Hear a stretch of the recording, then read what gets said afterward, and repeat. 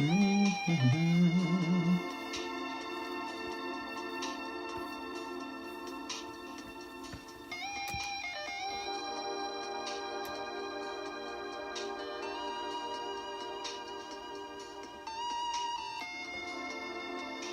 right, we're live. What's up, guys? Just trying to get my iPad to work. Jesus. Can't see the comment section without the iPad. Oh, it's not working. What the hell? It's like frozen. All right, let's try that again. Ah, there it goes. Haha. Well, it's pretty late. It's 1:42. Now, I have very good reason for that. Kara stayed up all night. She stayed up all night to the last minute. So we were just hanging out, talking, being chill, like this music. All right, guys. It is the late night live stream because we start really late. We got some hot breaks. We've got solo leveling.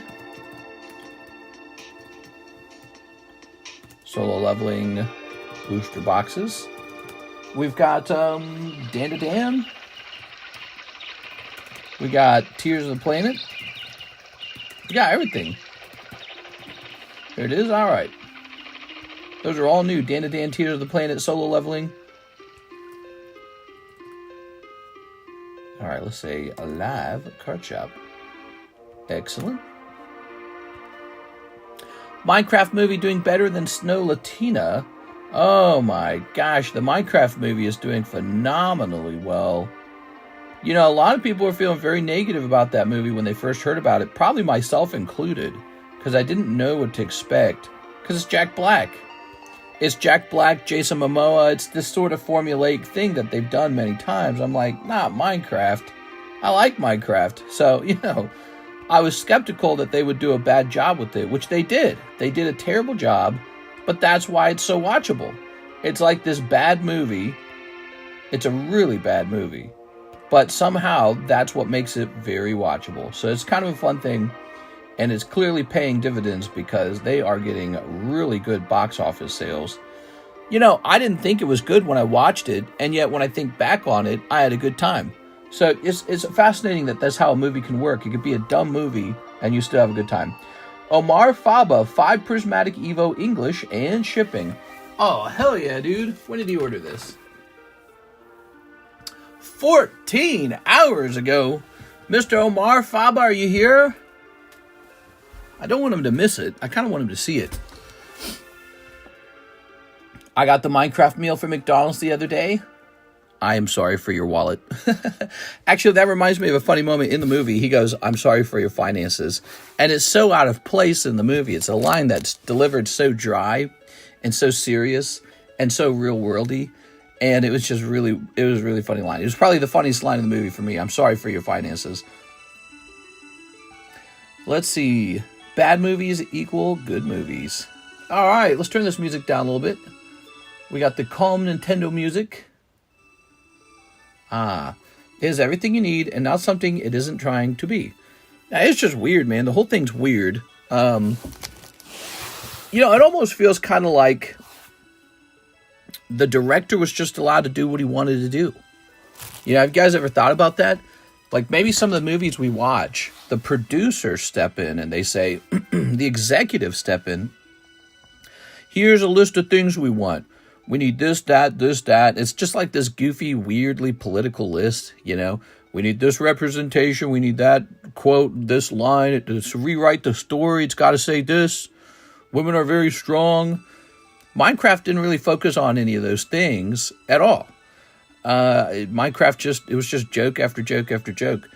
And I think part of that is because later on we would find out the Jason Momoa guy was the producer of the show.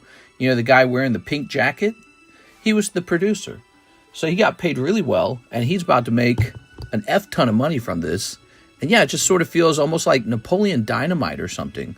You know, and when you think about Napoleon Dynamite, that was a small creator. He didn't have executives and producers breathing down his neck about, well, we need to be able to sell this toy later and be sure you get the message right. You didn't have any of that. So he just I think he just got to make the movie how he wanted to. So it's kind of fascinating.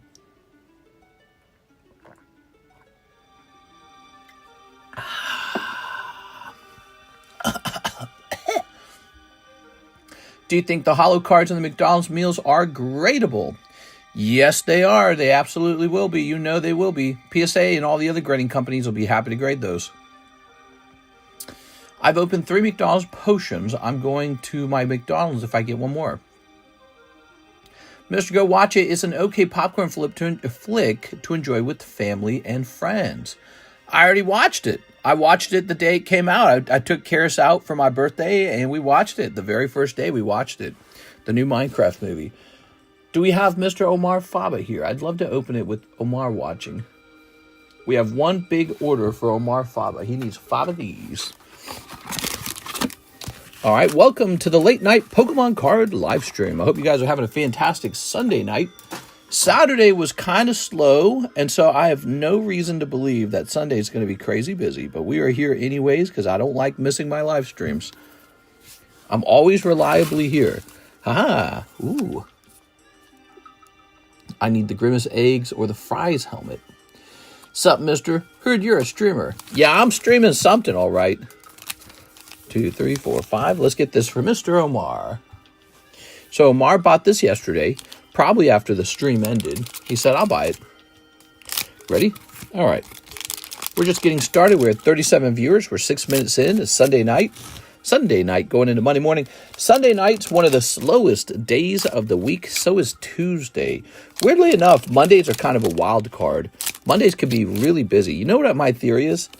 Everyone goes to sleep on Sunday, so they missed the Sunday nighttime stream. But they would have bought cards if I had just streamed early enough. So we do a Monday daytime stream, and all the guys show up because they're at work, and they're like, oh my God, I hate work. And then my theory also is that on Tuesday, that is the day of the week where everyone is most likely to be out of money. So that's my theories. All right, that's Omar. Let's get it. Here goes.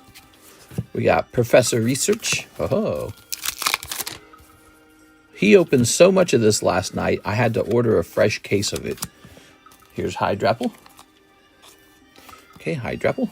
Here's Fedzendipity. Dippity-doo-da, dippity-yay.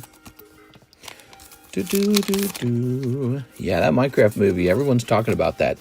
People are talking about 2 things right now. It's all over my feed. The Minecraft movie and the Trump tariffs. Those are the 2 topics, nothing else. Everybody's talking about those 2 things. Here's Livion. Whee! All right. And here's... Ooh, okay. He did get a Master Ball, but his Fan Rotom. Sounds kind of like Fan Scrotum. All right, there's the bug catching set. Very nice. Omar Faba with the shipping. You got it. Sorry about the tough rounds, man. I'm wondering where the SAR is, because I don't think we've pulled one. Do you guys remember pulling one? Here it is. All right. Here's to a fun Sunday night stream. We are. We have some fun tonight. Oh, what? Ba-doo-doo. Okay. He say he wants some shipping. Do-do-do.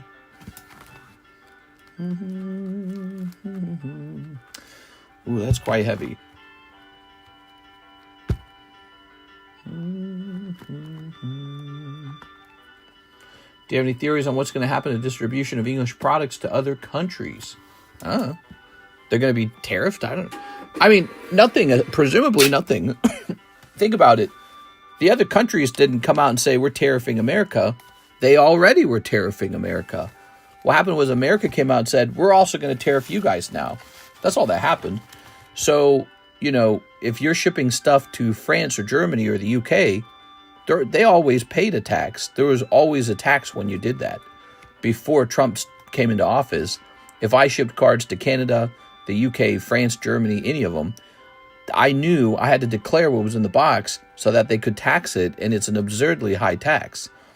The only difference is now Trump says there's a tax when you ship stuff into America too. And so who knows what happens next? But I don't think that's going to affect your sales into international countries, other than maybe people will get pissy and mad like, or Or maybe the government will be like, well, we're gonna counter raise now or something like that. Who knows? So we'll find out in a minute. Monday is going to be an interesting day because we're going to want to hear some news. I have heard some countries have already negotiated trade deals with Donald Trump to lower those tariffs and give America different rules on how it ships its stuff into their countries. Mister, do you play Dominion? I do not. I don't know what that is. All right. Have you been playing the title update in Wilds? I played the title update on Friday. I have not played it since then. I've been playing Minecraft.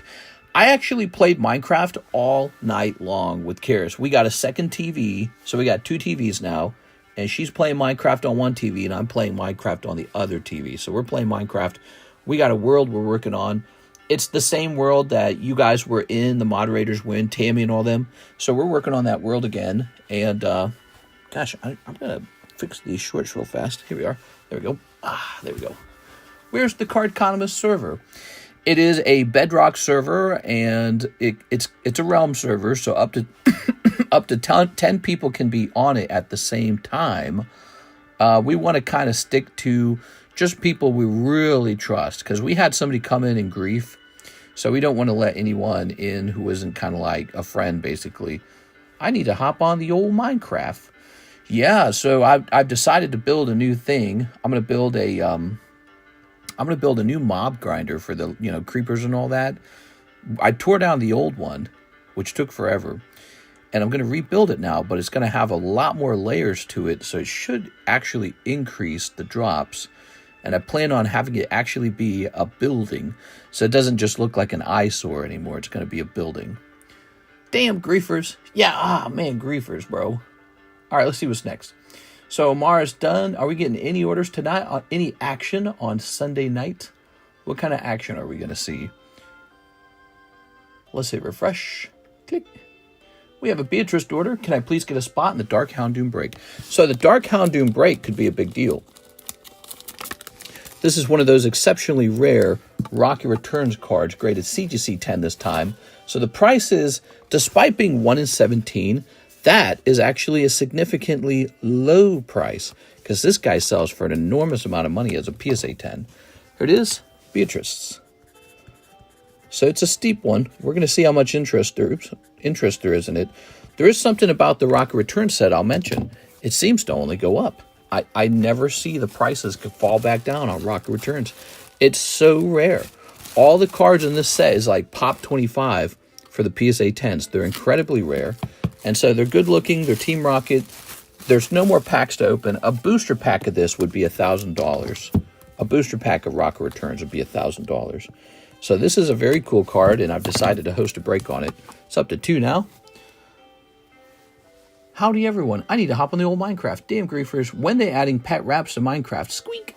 What? She's squeaking? Here's James Trimble. Shipping for my bag in 2 slabs. Same address as before. You got it, Mr. James. All right, James Trimble. Here we go. Here's James. Good time to order shipping. Miss Alexis should be in on Monday. Oh, that reminds me. I need to text that other guy. He texted me. He probably feels like I'm ignoring him, but I'm not. I just don't text on a Sunday. I just focus on hanging out with Karis. So this is kind of heavy. How heavy is this? You said you had 2 slabs. I think we can reduce the weight on that one. All right. So the title update was Zoshia and Misazune. And to be honest, it's not terribly exciting to me. Both monsters feel like they should have been in the game already. And like all they did was put them back in. I'm most interested in the Arch-Tempered battle. That's what I'm most interested in. Arch-Tempered Raidao will be the first time that I'm really interested in the game. And I'm a little worried that it's just going to be as difficult as a regular Arch-Tempered from Monster Hunter World. They were tough, but they weren't impossible either. So, when that gets started, we're going to see how tough those fights are. Show the breaks, please, says Team Rocket Grunt. You'll be pleased to see we have a nice Team Rocket break right here, the Dark Houndoom. Okay, might want to jump in there. Here's the Mega Break. Here's the Lugia. Here's the Pokeball break for a Phantom Forces Gengar, except its Japanese version. Here's our new clearance break. Okay, Tentacruel is a 1 in 5 clearance break, meaning the price is based on being cheaper than the buy it now price. We also have this battle card here if you want to work on your battles. Glory of Team Rocket box battle. Fossil box break. Fossil sublist. Mega sublist is reset round 2.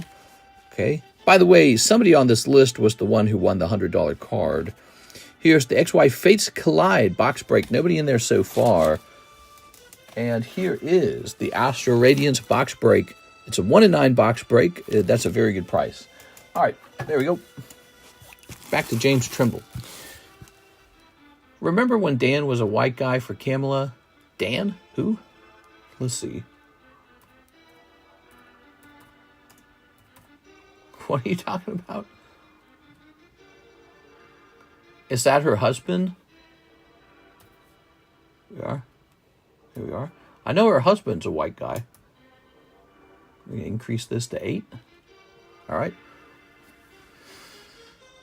Can we ride ghasts now? So the Bedrock version won't be able to ride ghasts until June, which kind of sucks because I think the Java version, which is on the computer, I'm pretty sure that version already has the ghast. The baby ghast. There it goes. All right. Mr. James. Okay. I'm crying that my kelp farm is Deej. I ran over to your kelp farm and grabbed some of the kelp out of it. I also took a whole bunch of iron. So if you're wondering where the iron went, I just stole a lot of it. I was hoping to use it as a building block for fun. But if that's not going to be a good idea, we don't have to do that. But I thought it would be a fun white colored block. Thief. Well, I'm thinking about having a black, red, and white building that sort of is kind of like my style with the thumbnails and all that, right? Like the black and red swirl. I can do black stone and red nether brick and then maybe iron blocks.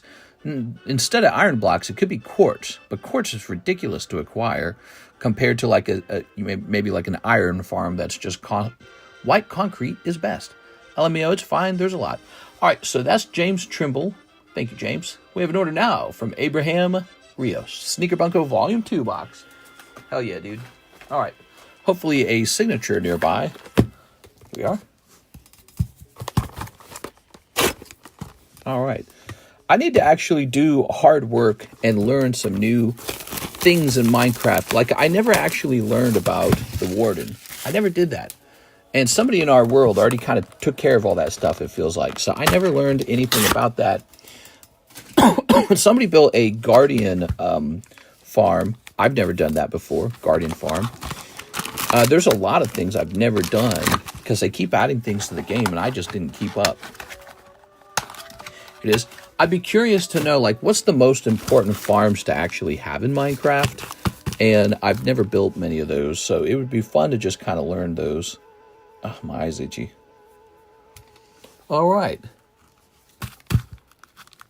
If you want to deal with the warden, just go to Mahasvara's place and just sit there. Oh, yeah. We are. We are. He lives forever away, dude. Mahasvara is like 3,000 miles away. I think he tried to build a pathway from our nether portal to his in the nether. I don't know if it's a safe pathway, though. Last time I went through that, it was, you had to run through a portion of it, and it was super dangerous. All right. Don't worry about the warden. Too powerful to kill unless you're decked out. It's a safe pathway. Okay, I think that's right. That's one of the last things he did was he changed it so that it was safe to travel on. We are. Oh, yeah.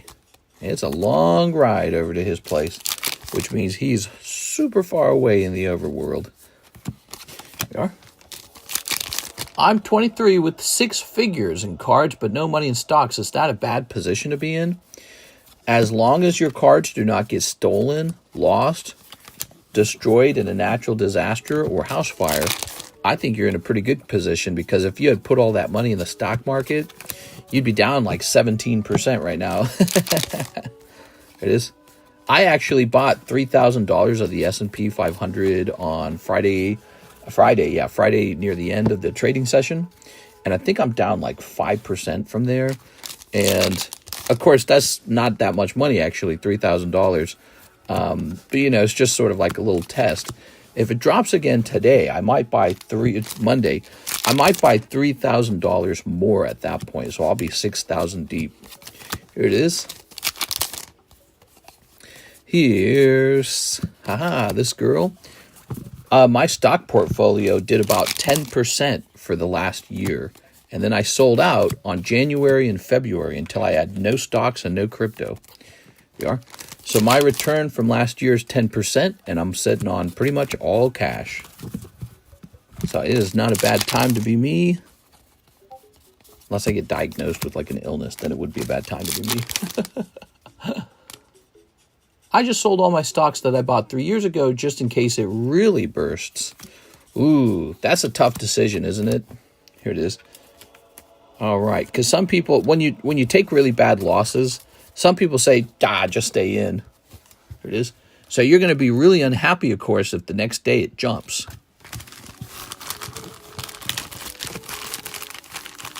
You do know there was a large overflow of iron blocks in the farm, right? What? Well, I want them. You got that $20 you owe me. Yeah, give it a week and it will be gold buy op. Gold buy op?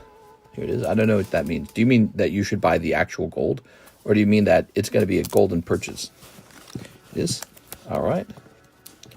All right. Abraham with an A. Nothing gets me more excited than talking finances. I go, Mr. Abraham. Oh, yeah. I'm buying in small amounts in the stock market right now.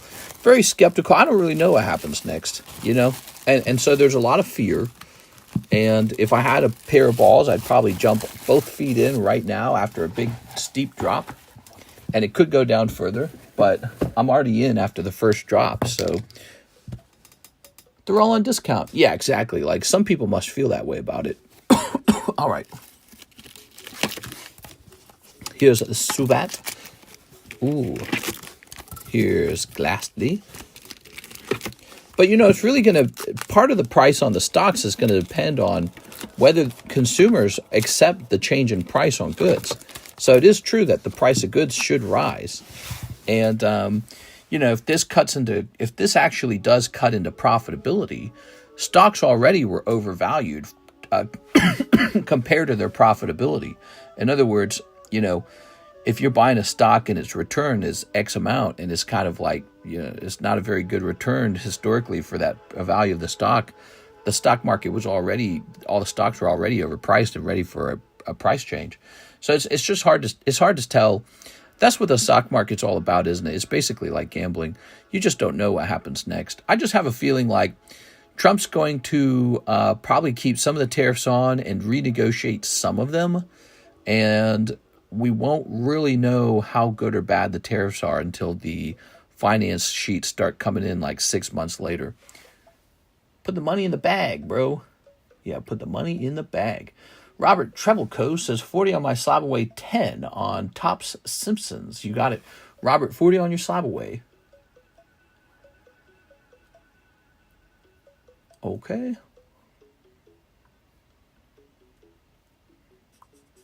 This is going to say $240. Oh, there's that song that I hate.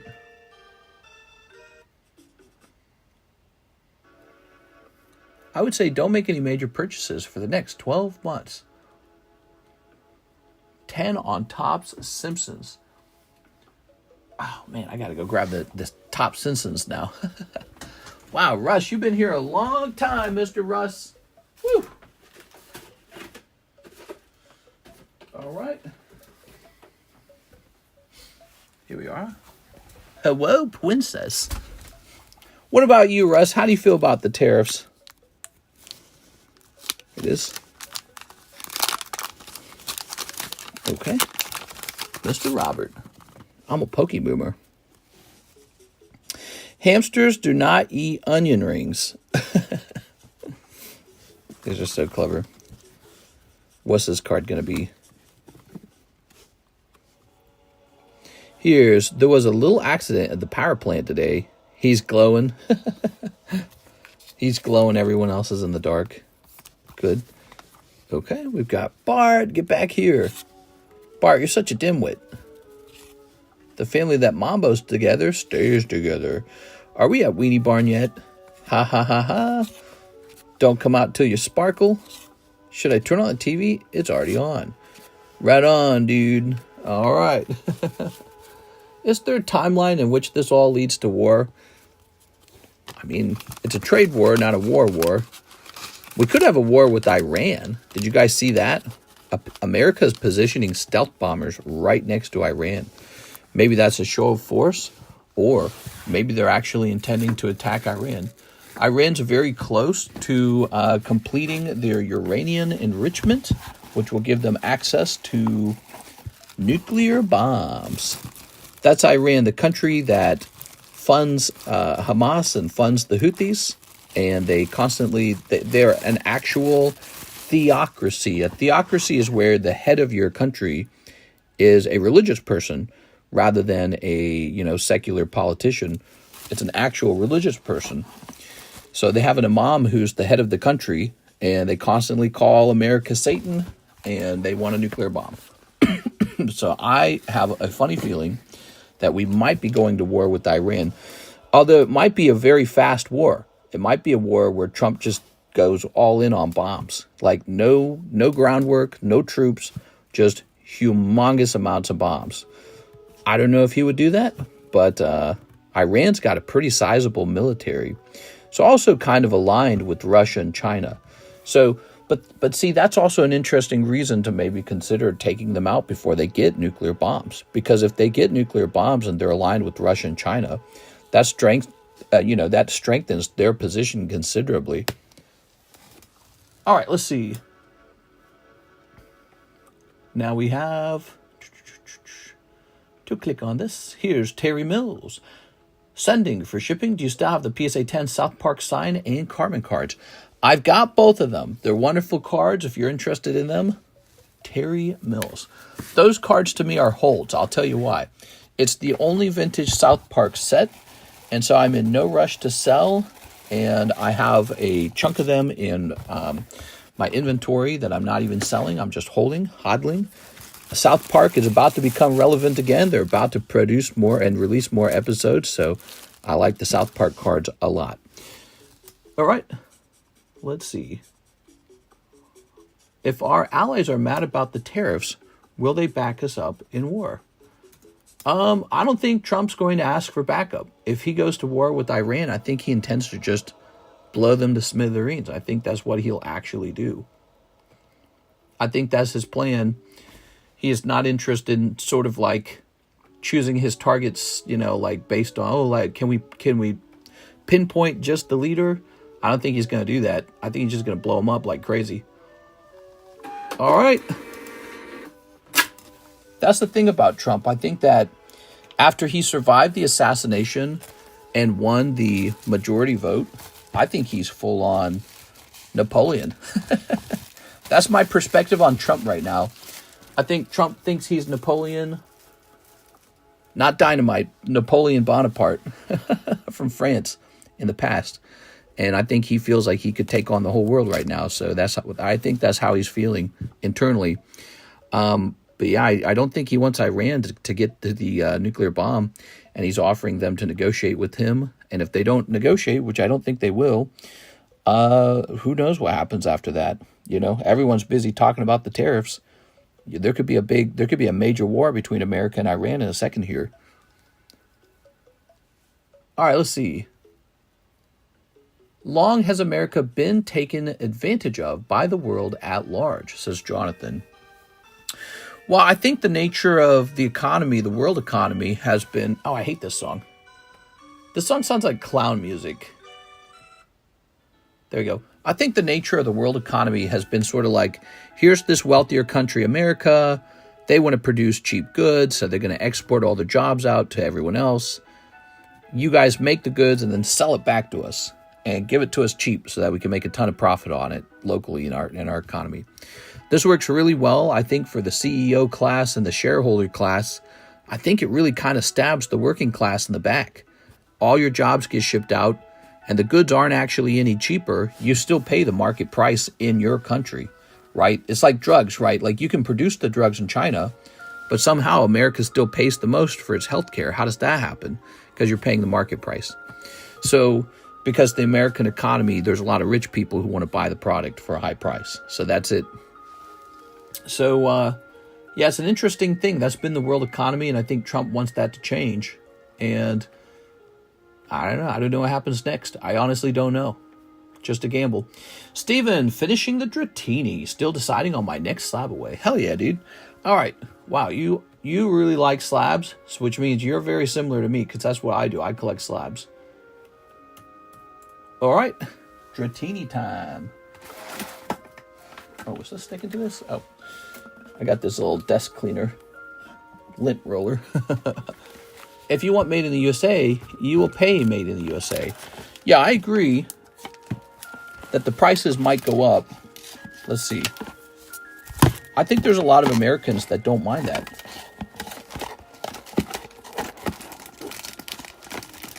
Let's see. We're looking for Mr. Steven. Here it is. It's wizard time. All right. Okay. I think Teslas are mostly made in the United States, and they're priced decently competitively. I think they're priced pretty competitively. Put this in here now. I think sometimes the reason a product is made in another country, I think sometimes the reason for that isn't to drop the price when you sell it in America. The only reason for it is just to make more profit. That's it. It is. So they would have to lose their profit margin to have Americans make it and get paid well. Okay, popping that over there. But you know the shareholders won't like that. All right. The queue is empty. Would anyone like to donate to the Pokepot?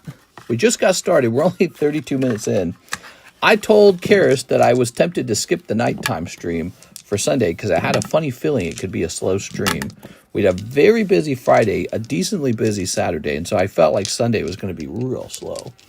But we're going to hang out and talk. I'm already here. We're going to hang out and talk for the next 4 hours, maybe 3.5 hours. And we could do anything you guys want to fill the time, including more orders. If you guys want to send in an order, that's how we get entertained. I can also make recommendations on what to open if you'd like my opinion.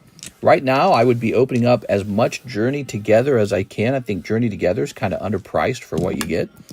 Journey Together is probably the best Pokemon set right now that you can open. On the Japanese side, I'd probably still be opening up the Hot Wind Arena. I'm almost sold out of that, by the way. So Hot Wind Arena, Battle Partners doesn't make as much sense now that you got the Journey Together English version. Another poopy Halo card for the pot. You got it, Mr. Eddie. All right. Did you ship your bag, though? I think you shipped your bag, right? Is it nearby? I can't remember. Did you ship your bag? I feel like you might have shipped. So I think your bag's waiting to be packaged and shipped. I don't think it's with me on the table now, is it? Oh, I did, I think. Sorry, no problem. 6 says, me, I think she would like to do one. Take my Pokemon EX card. Okay, Miss 6. The Pokepot's a fun way to interact with the stream. This one right here? Here it is. Volcanion EX. Show off some 6 slabs. Yes. Let me turn this down a little bit. Okay, there we go. We're always showing off slabs on the table, so they go into rotation. Ready, 6? Here goes. Oh, wow. You got 2 6s and a 4 and a 3. There you have it. Volcanion stays in the pot. Did you guys want to see with the Pokepot? Mister has a Rainbow Gary. Yeah, I got Rainbow Gary. And that's a Halo card. Whimsicott. These cool bad boys. Damn. Karis and I pretty much gamed the whole day together. We were playing Bioshock. That game holds up, man. Bioshock is a lot of fun. Like, you can't watch someone play it and not want to play it too. Yeah, that game holds up like crazy. All right. Let me hit refresh over here. Raul says, throw in a card from my bag. Okay. Yes, the Pokepot allows you to interact with the channel even when you don't feel like spending any money. Just supposed to choose a junky card. Grisha, Brock, Giacomo. A junky card. Oh, you got 2 bags. Let me check the other bag. Yeah, Journey Together is a great value proposition, in my opinion, for Pokemon cards. Cheaper than some of the older Scarlet Violet sets, and yet so full of very clever cards. Like, I think I saw that the Altart Clefairy just sold for like $1,800 in auction. Like, Jesus Christ, dude. It's a lot of money. You could actually donate some of these Halo cards, too, if you don't like them. You could donate these 3 cards. 3 Korean cards is considered a donation. Oh, you got a bunch back here. Here's an Arceus. Here's an Eternatus. He's perfect. He's kind of junk. Okie dokie. You could donate any one of these Topps cards as well. So there you have it. Schedule 1 is so much fun. Bioshock Infinite, in my opinion, don't hold up nearly as much. Bioshock Infinite. Is that the 3rd game? We are? All right. I'm watching through your slabs for sale video, mister. Your most recent one. Nice. I don't know if you'll find what you're looking for in that video. I don't show the high-end stuff in that video so much. That's the 3rd game, exactly. I vaguely remember that game. I remember that the beginning of the game was kind of shocking because Wigglytuff Tops to the pot. You got it, Wigglytuff Tops. I remember the game being shocking at the beginning because there was like this really blatant racism. And it was I wasn't expecting it, you know. The game kind of tosses it out there as part of the experience of the game, you know. We are. But Bioshock 1 is very, very clever. The story writing is so good. It is. It's very philosophical. Here it is. All right. It's not just about the twist ending. It's actually a pretty philosophical experience, maybe you would say it, because it's built into the story, but it's built into the world, all of it.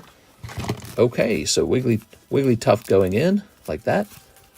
Okay, Wigglytuff. Volcanyon's in here. All right. You ready?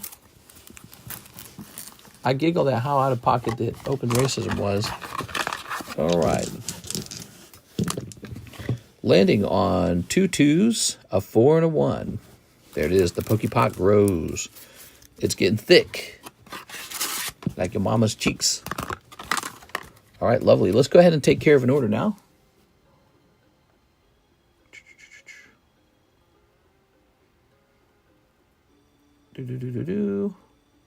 Okay.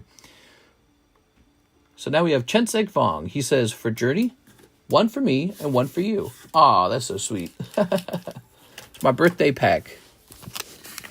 Oh, we got cupcakes today. Yeah, we celebrated my birthday. We got cupcakes. Man, cupcakes are good. Oh my God, dude. How do people stay thin when you got stuff like cupcakes in this world? Okay, this one will be for you. This one will be for me. Let's see who gets the better pull.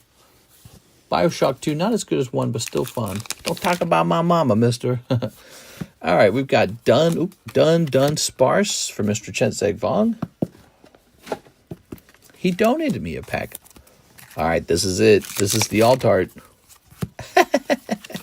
Got me some hollows. Thank you so much. It's your birthday? Happy birthday, mister. Yes, specifically the 3rd was my birthday, but it's finally the weekend, so we finally celebrated it. We are. We didn't really do much on the work days, you know, because we were working. So tiring, man. Work is so tiring. Okay. Very good. All right. Tossing this back here. Let's go ahead and rotate. We've got Slowpoke. Happy belated birthday. Yeah. Turn 36. 36. I'm getting old. 4 years away from the big 4-0. Here's Raichu. Raichu. All right, very good. And now we're hitting refresh on the PayPal orders. Here's Abraham. He says 2 Journey Together packs. 1 Azure Lane V2 pack. All right, you got it. Azure Lane Volume 2. Where would I have that? I feel like I have that somewhere. Aha, here it is. Look, there was exactly 1 pack of it left. 40s are the new 30s. Am I right? Does the Credilli have a swirl? It's a good card. I don't know if it has a swirl. It's from Sandstorm. You know, like that $600, $700 pack. And somehow I got a 10 on this. I graded this myself. This one was graded by me. And then I found out he's only $125. Must be because he's Credilli. So it's a very affordable holographic rare from Sandstorm. Maybe it's undervalued. Kind of like Hypno and Fossil, right? People go, well, I'm not really trying to collect Fossil. I'm sorry, I'm not really trying to collect Hypno. Yeah, but you got to buy Hypno if you want the full set. So you got to buy Credilli if you want the full set of Sandstorm. And if all of them were bought up and everyone was just hodling them, I could see the price rising for sure. I mean, 125 is pretty cheap. It's like 5 times cheaper than the booster pack. The booster pack rarely hands out 10s. Not to mention, you'd have to have a heavy booster pack to get a holo. Here we are. All right, let's see. Yeah, that comes from a heavy booster pack. I actually like Credilli. Yeah, he's a nice looking Pokemon. Exactly full sets. I like Credilli. I always chose that Fossil in my playthroughs. Yeah, I chose Credilli as well. That's so funny. Here we are. All right. Okay, that's from Mr. Abraham. Thank you, Abraham, with an AB. All right.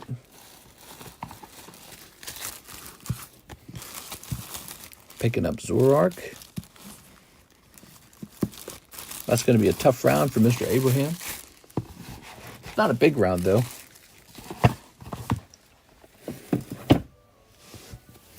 We've got... This is No Rarity Ghastly. It's a great card. The Drill card. You can donate as little as $1 to get this card destroyed. Charmeleon. Sealdos. And Radon. Okay. Here's Lance Wise. 2 Heat Wave, 2 Black Flame. Yeah, Black Flame is pretty cool. All right, so here's 2 of these.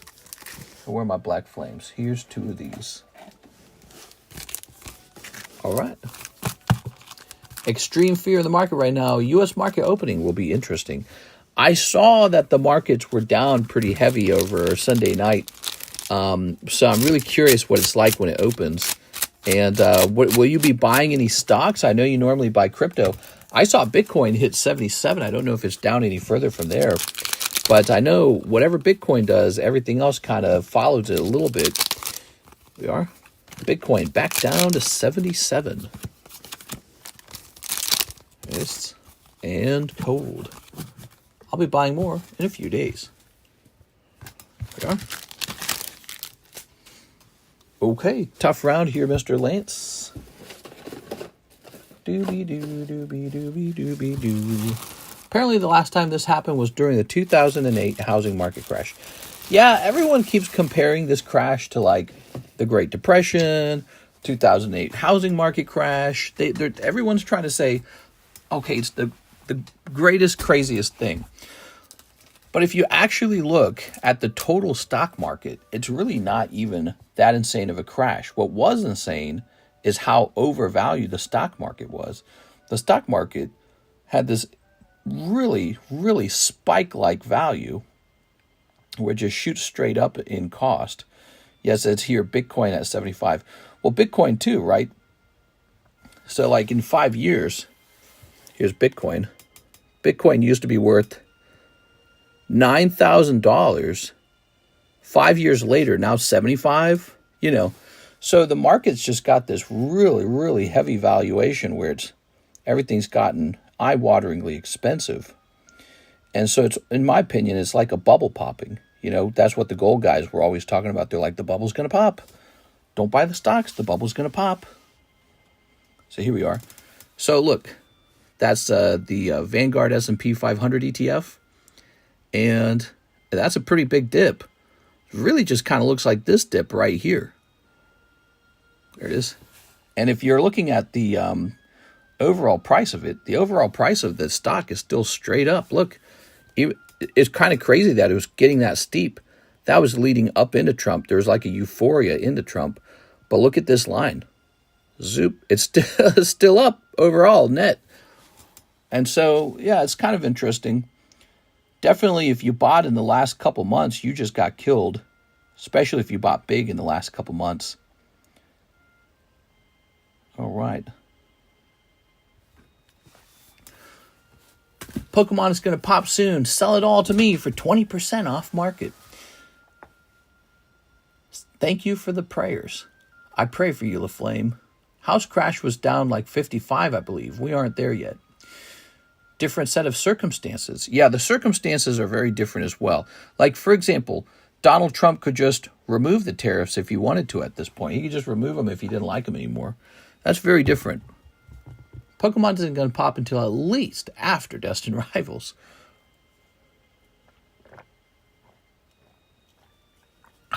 So thirsty. Have my glass of water there. All right, let's see what's next. All right, Pokemons. Chase McCutcheon says, I'll snatch the Credilli. Credilli's out of there. I didn't think he was going to last at that price. Chase McCutcheon.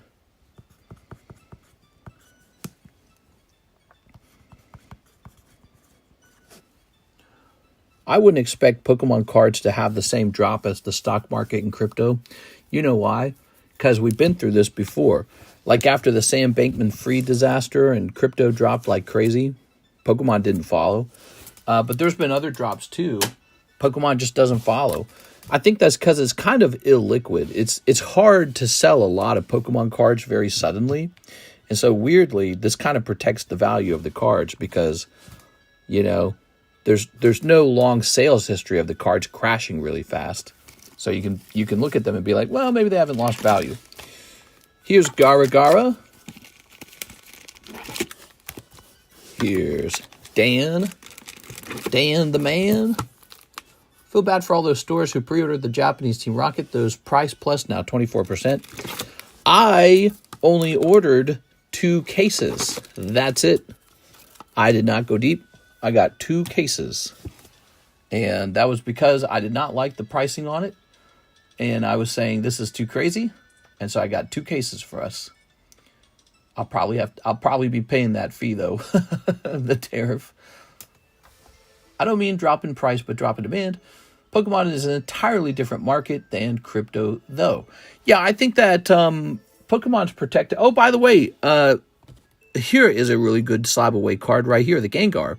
So that card just made it onto the table. Was it yesterday or was it 2 days ago? He's an extremely rare holographic Gengar from 1996. It was actually released before the base set. This is older than base set. It's released by Bandai Namco. It's known as a Cardos vending card. I call it the Game Boy Cardos cards because that is the Game Boy image of Gengar. How cool is that? Also, isn't this fun? Look at that. So I own a bunch of these. I keep buying them, and I hold a bunch, and then I sell one. So I like this. I buy 2 of them. I sell 1 of them. And I'm just a huge fan of this Gengar. It's one of my favorite Gengars in the hobby. Just because of this. Just because of the iconic Game Boy image. And so there he is, 3.4. I remember when he was just a little over 1,000. Mister, you said the same about Prismatic Evo. Ooh, Gengar. Yeah, that's actually a pretty good one. There's another card that joined the table the other night. Let me see if I can find him. I was a little surprised this didn't get snatched, but then again, it is a red label. So this is Umbreon Evolving Skies, 550 red label.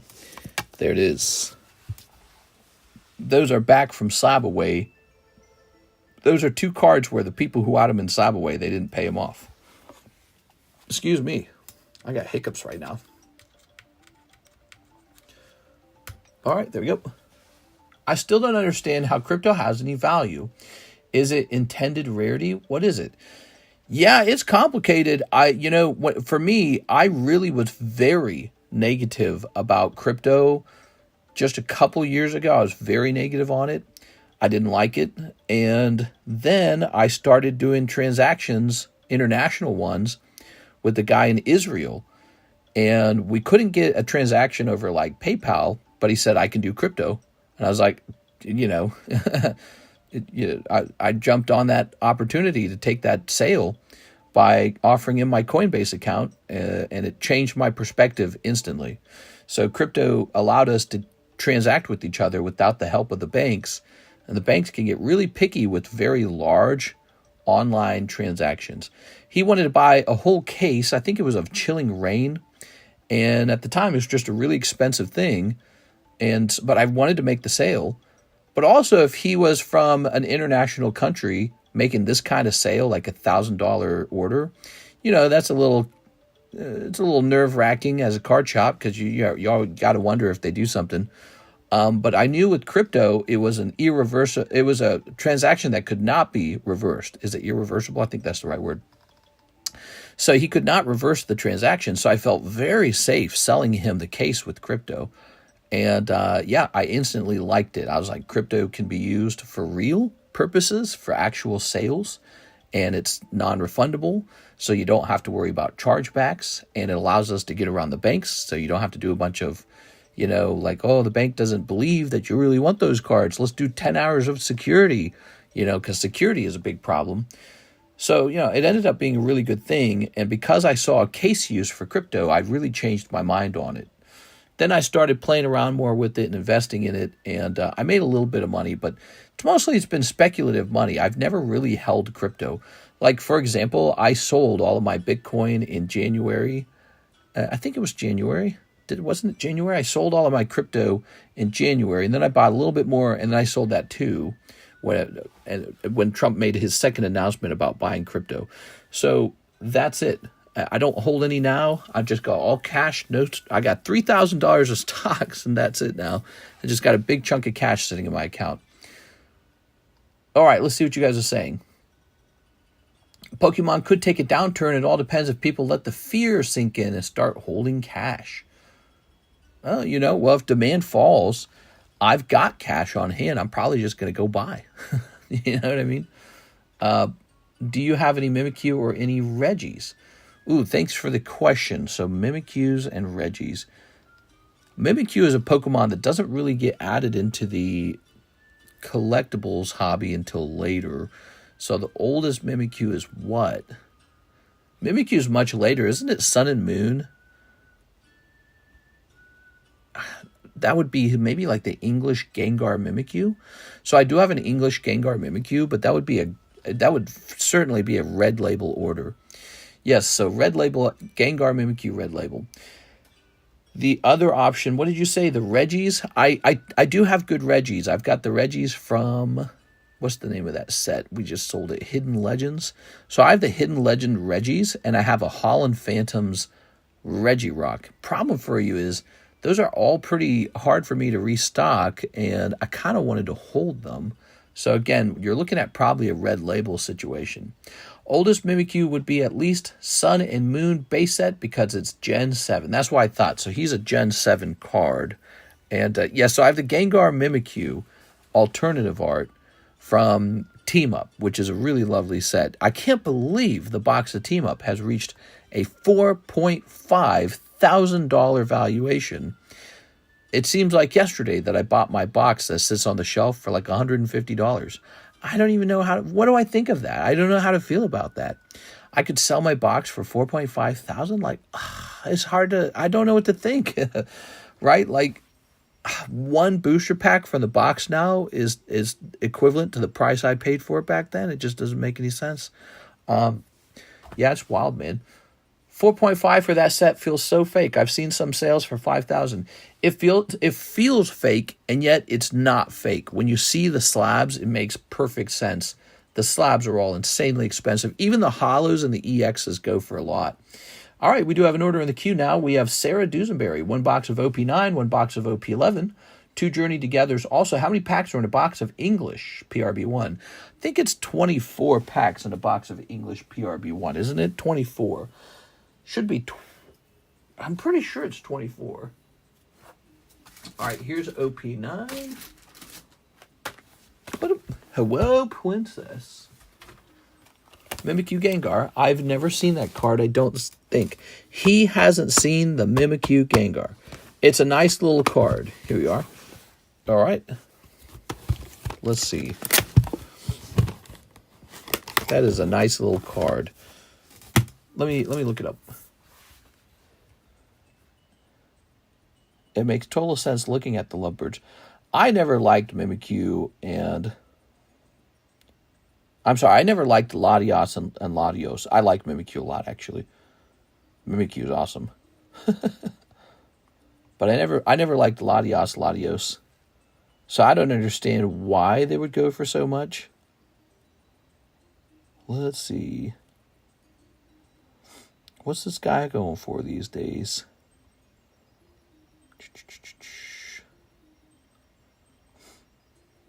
Is this Japanese? I can't even tell. Yeah, that's Japanese. How do I get the English win? What if we said team up? All right. Hello, Princess.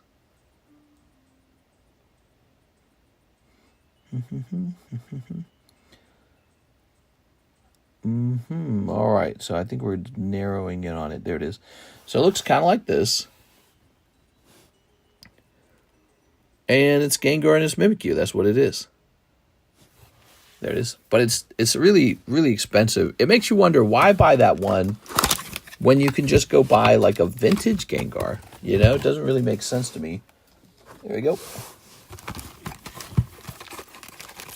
Take the tariffs. Yeah, take them. Oh my gosh. It's Miguel. What's up, Miguel?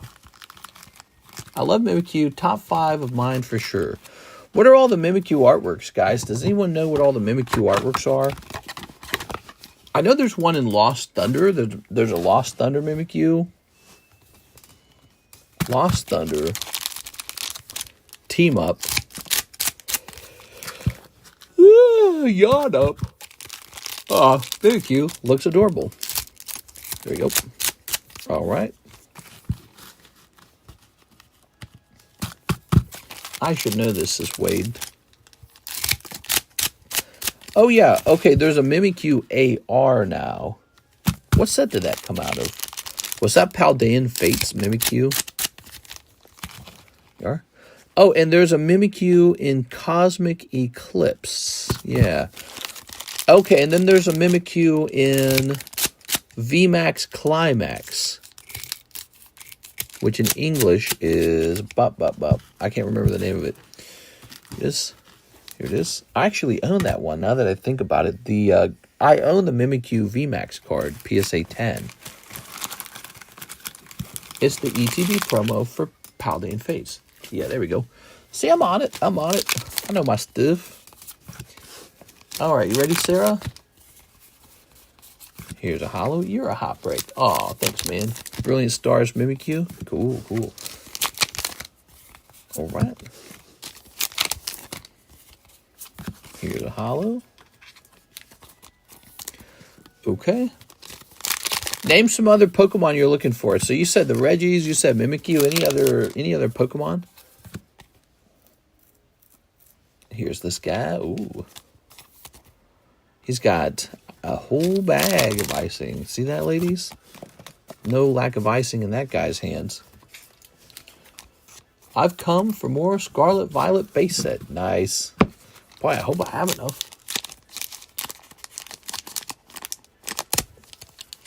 Latios is my grill, even though Mimikyu is my favorite Pokemon. Here we are. Ooh. Very nice. What if they're going to continue with Alt-Arts when Megas come back? I think they will. I think they will. Alt-Art Megas. One-piece cards are such good quality. Yes. This is Sarah's order. There you go, Sarah. All right. Okay. Oh, double hit in this box. I saw you pull the Mothman Altar at your last stream. Last sold for $250. Was that the etched one? I didn't know whether to make a big deal about that. Here's this. Here's this.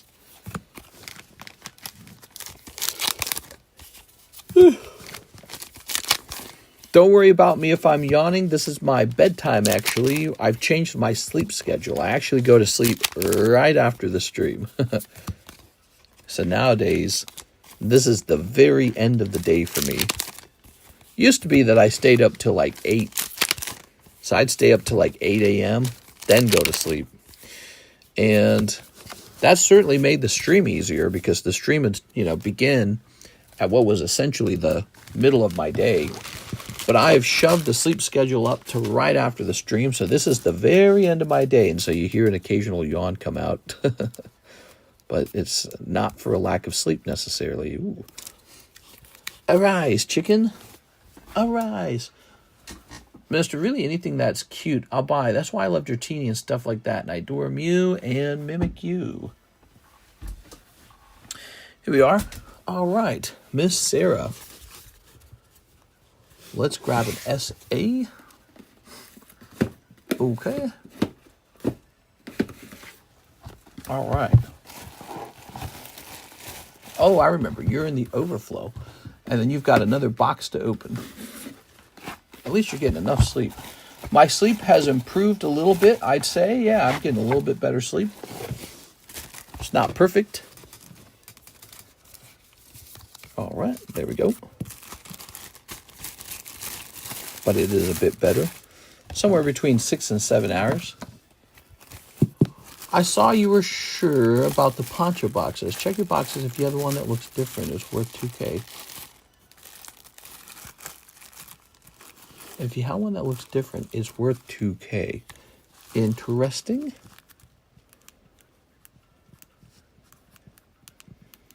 Okay.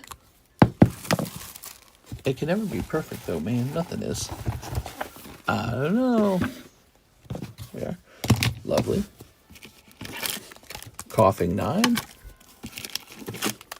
Jigglypuff. Flareon. Zubat. Lovely. This Torchic. Really nice. Okay, let's grab some more slabs out of here.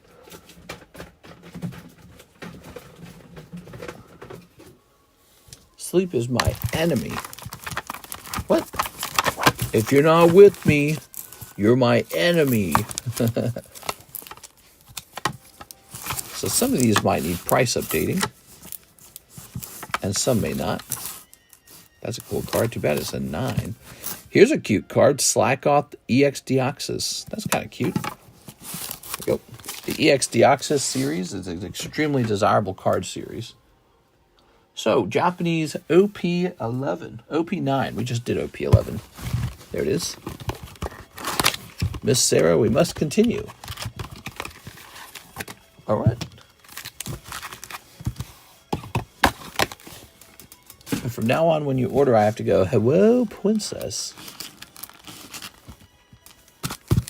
All right, all right. I've been watching those cringe talks. My cat loves your streams. What? Meow. All right. I showed you my rats. Please respond. Pretty good. That's a cute Torchic. All right. And sleep. All right. Very good. Slaking. It's alternate box that has 4 different promo toppers and different box art. It's like 1 in 5 cases. Oh, I see what you're saying. So it's like a random box that's really good. Okay, I'll keep that in mind. All right, here's a holo. Here's a holo. You get that Mew back yet? Probably on Monday. Then I'll just sell that one to Steven Sistrunk for $25,000. this. Here's this. Here's Hat Girl. All right.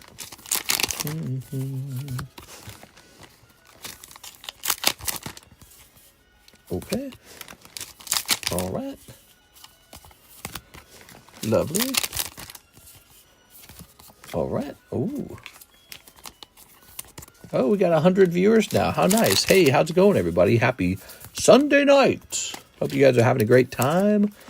We're opening some cards. Miss Sarah Dusenberry sent in a nice fat order to keep us busy. Thank you, Sarah. Sarah's not having the luck she wants, though. I think she wants a manga. She got this girl, Altart. Loving a good dawn. My rats love Pokemon. They shred them. 45K and my name scared me. I think I said 25K. 45 is a bit high. Is it 25K or is the card listed for 30K on eBay? I can't remember. There's one on eBay right now. Here we go. Lovely. All right. Okay. All right. Aha. Lovely, man. Here's a hollow. Dooby-dooby-doo. Sarah Dusenberry.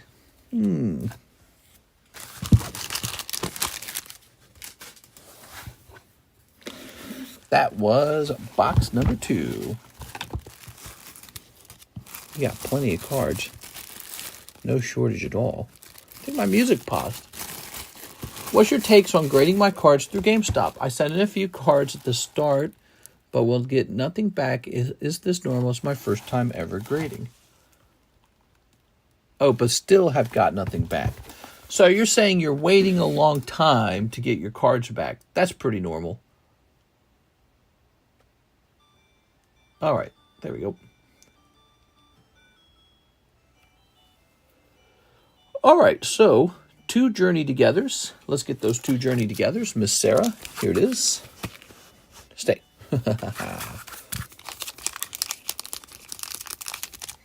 Snipping this. Lovely. Oh, might have gotten stolen. Kilowattrel. All right. And Patus. Ooh, Patty. Squeak. I think Paris squeaks. No, wait, it doesn't. It's a bug. Ew. Chris Lane says, how long does the average grading take? 5 bazillion. There it goes. You can keep the hollows for Pokemon. Pokemon. Got a little bit of Pokemon. Got something working at the kelp farm. Holy moly. We are. All right. There we go. Okay, so what's next? Let me hit refresh here. No orders in the PayPal queue, but we do have an order from Mr. Miguel Morales. 5 of the Scarlet Violet base. Okay, 5 Scarlet Violet base. That's this one right here. 1, 2, 3, 4, 5. Pokemon, Pokemon, take me home. All right. Ready? Damn, they want 2.5K for Gengar Mimikyu. I didn't know how he would be that expensive. Insane. Yeah. The question is he even worth it? Because that is pretty expensive. Very, very crazy. There's a lot of other Gengars out there. All right, we're snipping this. I think it could be argued that it's harder for him to move up in price than other Gengars, because he's already at such a high valuation. All right. They're in assembly. Ultra Ball. Ooh. Shroomish. Gardevoir. Ooh, it is I. Gardevoir. All right. Here's Medicam. Oh, yeah. Setottle. And Gyarados. Rawr. He's so angry. All right. That was Mr. Miguel Morales going in, $40. He pulls a Gyarados and Gardevoir. Oof. Takes way too long, says Marshall Weber. It always takes a long time. Grading takes a long ass time, man. Freakishly long time. All right. Do you still have that N with Reshiram and Zekrom, right? I do. That's the Cosmic Eclipse one. I know what you're talking about because someone tried to get that one. Was that you, actually? That might have been you. And then you changed your mind on it. Was that right? That's a really good card. I think it's like a textured alt art from Sword and Shield as Sun and Moon time period. Yeah, that one's definitely for sale. I do not know where it is, though. I need the SIR. No! Is it possible to cancel my 2 cards I am sending to spa with you?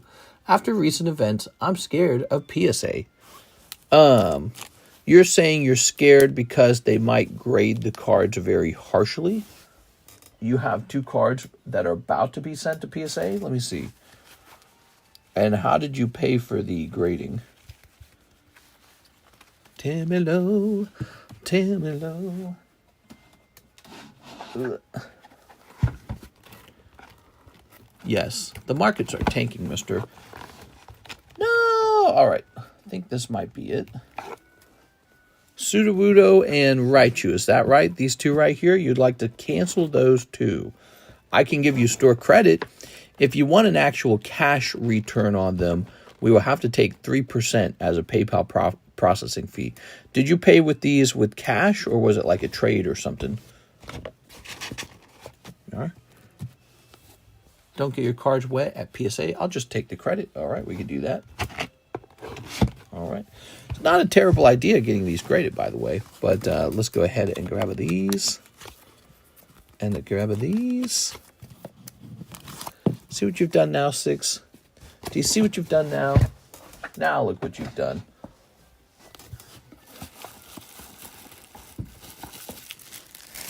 East to west.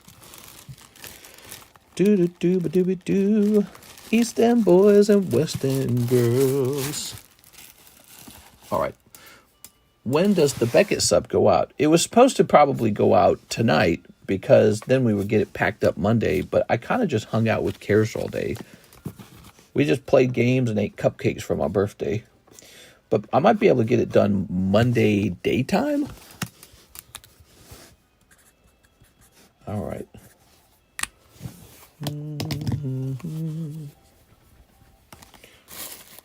Okay. I love that Reshiram and Zekrom, but I love N. Okay. Let me throw this away. Got a junk email in the middle of the stream. I don't know why. Getting all fat and sassy. Here's Sarah Dusenberry, 20 of the English PRB1 packs. All right, you got it, Miss Sarah. This is a massive Sarah order. I think that means Sarah is the leader tonight for biggest order. Wow. Okay, well, let's get it put together. She wants 20 of these, huh?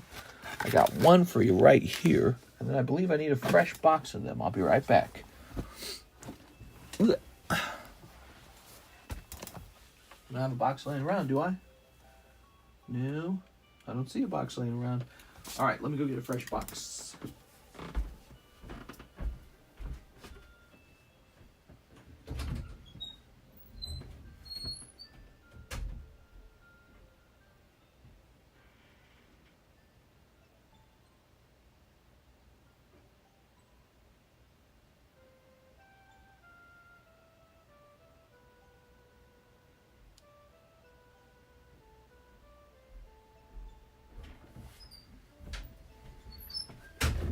I'm having a backache. What the hell?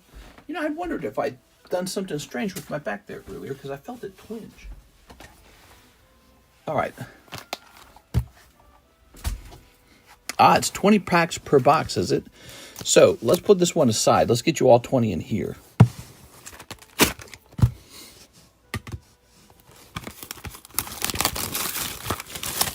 There it goes. All right. Lovely.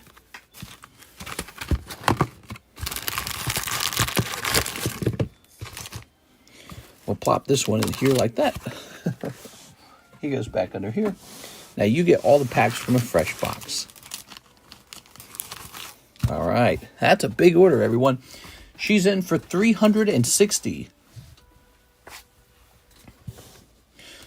All right. You want the Rainbow Gary Oak. You're not the only one that has tried to buy the Gary Oak for me. There was another guy who wants it. It is, because that is a super rare rainbow. Lost Origin Giratina. I can sell you a Lost Origin Giratina. Just keep in mind it's a red label card. Because what will happen is they'll be immediately restocked. All right. Fresh box alert. Fresh box alert. I've been wanting to see this set. It is God Packus. That'd be nice. That'd be really nice for Sarah.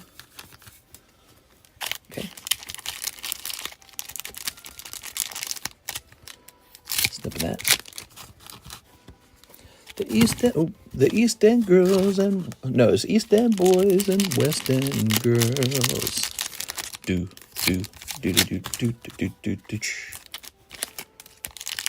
Your name makes me think of that song, East to West. All right, lovely. That is one big round from Sarah. Which one would you buy in your opinion, mister? Up to you. Ooh. All right, I'm the salesman, right? So I'm supposed to tell you whatever it is makes you buy the card. But let me analyze it. I'm going to give you my analysis. Ooh, I hate this song.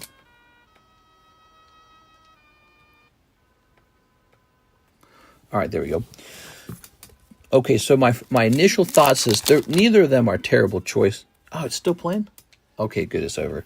Neither of them are terrible choices because now that the Lost Origin set is most likely out of print, however many are left is all that's left. But I will say this about the Lost Origin cards. There's probably tons and tons and tons of unopened product that everybody and their grandma is hoarding. Let me tell you about a product that no one's hoarding, and it's the Topps Pokemon packs. That's because it's too late. They already missed the boat. You know, it's an actual vintage card. So the Gary Oak card, probably the downsides to that one is that it's not like Misty or something like that. Because there is a Misty in the set, I think.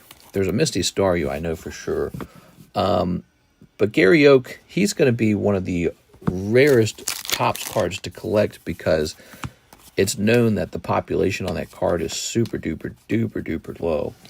So I would lean toward the Gary myself. That's how I am. That's how I came across all my Topps cards. I actually buy those first. Just because I know I'm going to get plenty of time to purchase the Lost Origins Giratina. And not only do I have plenty of time to buy one, why did I sleeve that? Not only do I have plenty of time to buy one, so many more over time are probably going to enter the market. Because like I'm saying, we don't really know how much of that product everyone's sitting on. The number could be astronomical. Because people had already figured out by that point, you know, this is way past Logan Paul's box break. People have already figured out, oh, I'm going to be the next Rudy. I'm going to invest in Pokemon. So everyone's buying booster boxes and booster cases and putting it in their closet. And so the amount of that product sitting in the closet could be really, really high. That's the gamble, is how high is it? In terms of art style and design, definitely I would argue that the Giratina looks better, though. So the Rainbow Gary is very cool. The rainbow coloration really makes the card pop. And he is really reminiscent of the original series, you know, like when people were watching the show as a kid. So plenty of nostalgia there. But the Giratina comes off like an actual work of art. So it just depends on what you think those two are better. You're supposed to be answering the question, which of these two cards is going to go up in price the most. And I don't really see one having a big edge over the other. Like Dratini, he's going to be maybe a little more well-known. He's going to be a little more standard. And there's definitely demand for Dratini. Although the last thing I heard was that price actually kind of retraced on the Dratini recently. So his price came down slightly recently. Whereas with the Gary Oak, that card's so rare that if you own one, you can just kind of constantly pick the price because no one's ever going to be selling it. Ooh. But that doesn't mean you can ask for $1 million because no one will buy it for $1 million. What it does mean is if you're the only one selling it, you kind of do get to be more aggressive on the pricing. You get to say, well, I think this is the top price in the market, so we're going to go with the top because I know I'm the only one selling it. Okay, here's your Don card. Whoa, look at that Shanks guy.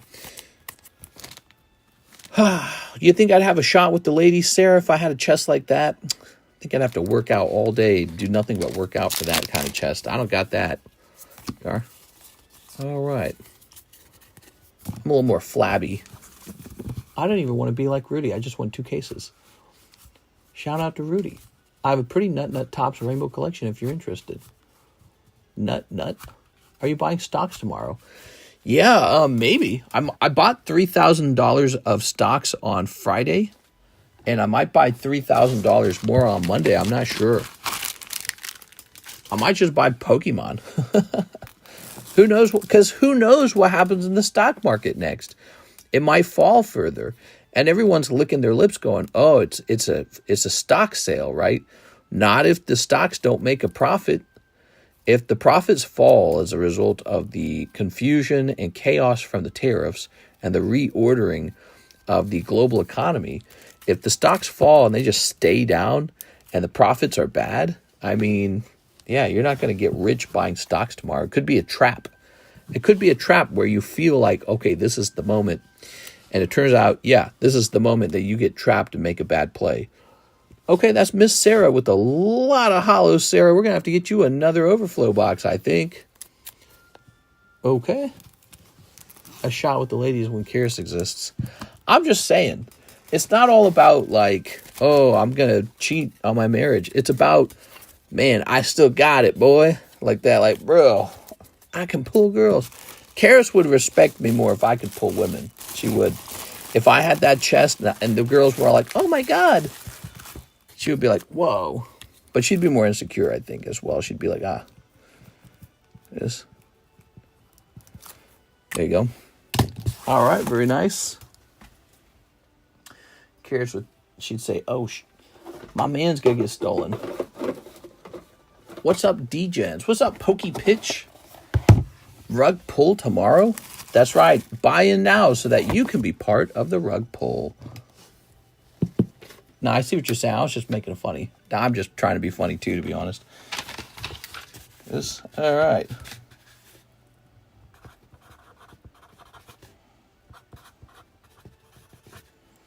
Okay. All right. Tossing this over here. And placing this up here. You got a overflow box and another overflow box. That's why it's better to be medium handsome. Medium handsome. Is that where you're not too handsome? Well, I don't want to be too handsome. It'll screw my relationships up. I'll never know peace because I can have any girl I want.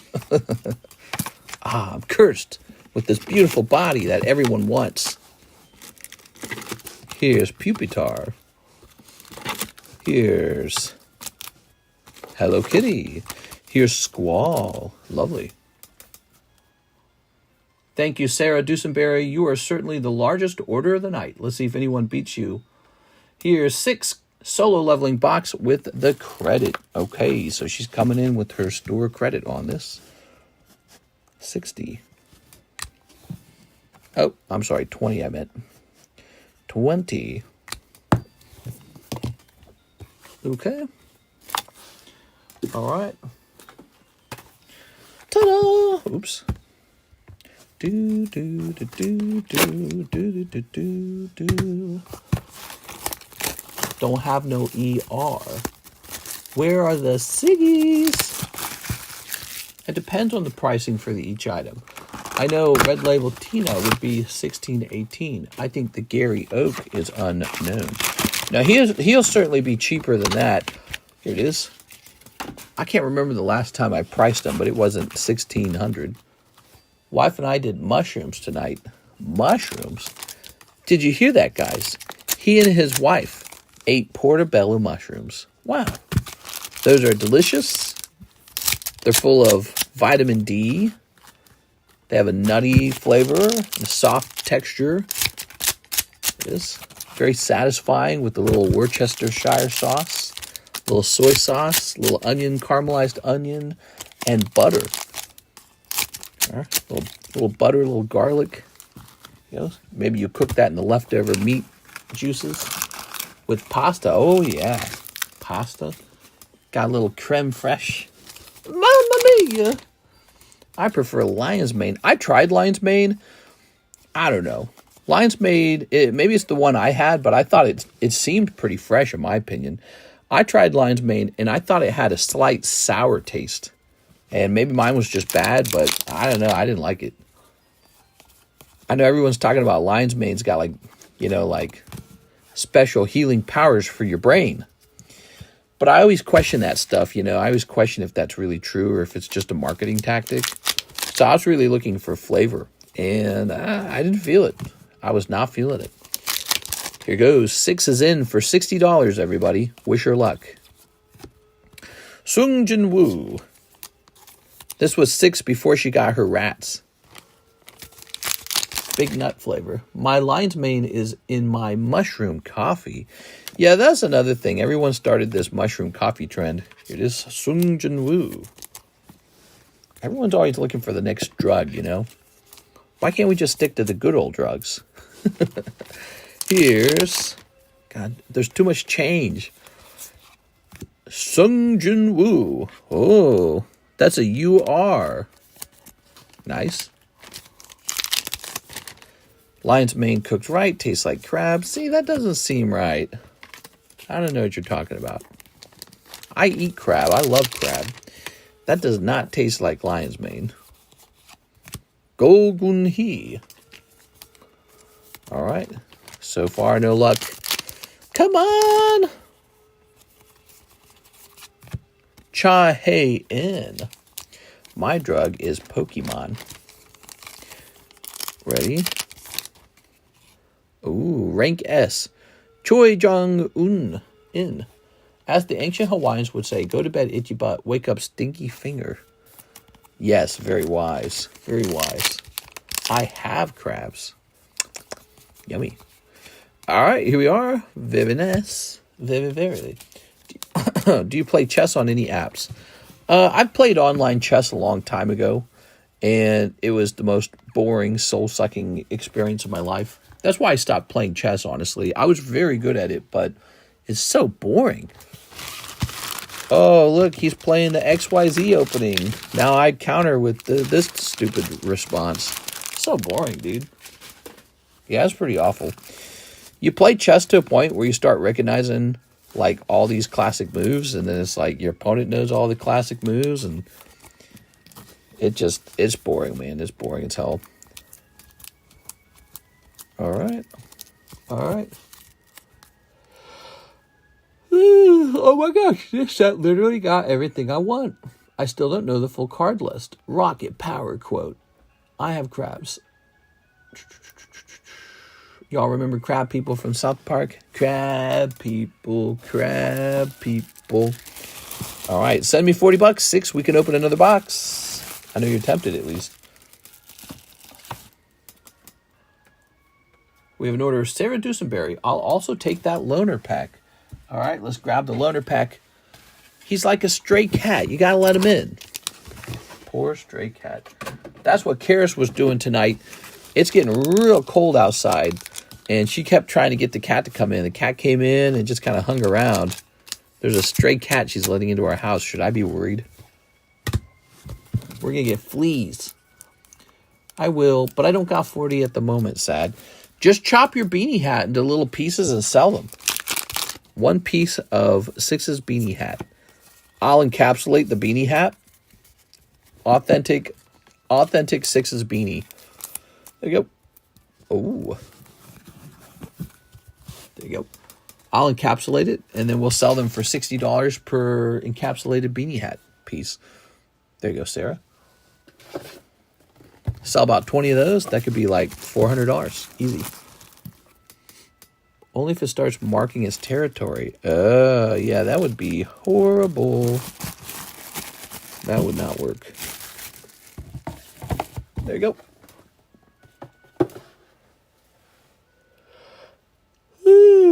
All right, so here's Shining Magic card. Togetic. That's a nice one. Y. Schwartz, Hello Kitty. I got a lot of Hello Kitty, I'm not going to lie. Here's Grant Gould. Hello Kitty's done well for me, though. There's the South Park card. Somebody was asking about this tonight. That is probably the best card in the whole set right there, the title card. By the way, this says 9. The grade is irrelevant. All that matters is that it's authentic. This is a sketch card. Sketch cards don't really grade 10. You know why? Because they sit there and they sketch on it. So I should have told PSA to grade this authentic. I don't know what I was thinking. I didn't know you could do that. And they gave it a grade, but the grade just doesn't matter. It's an authentic Halo Master Chief drawing. Very nice. $400.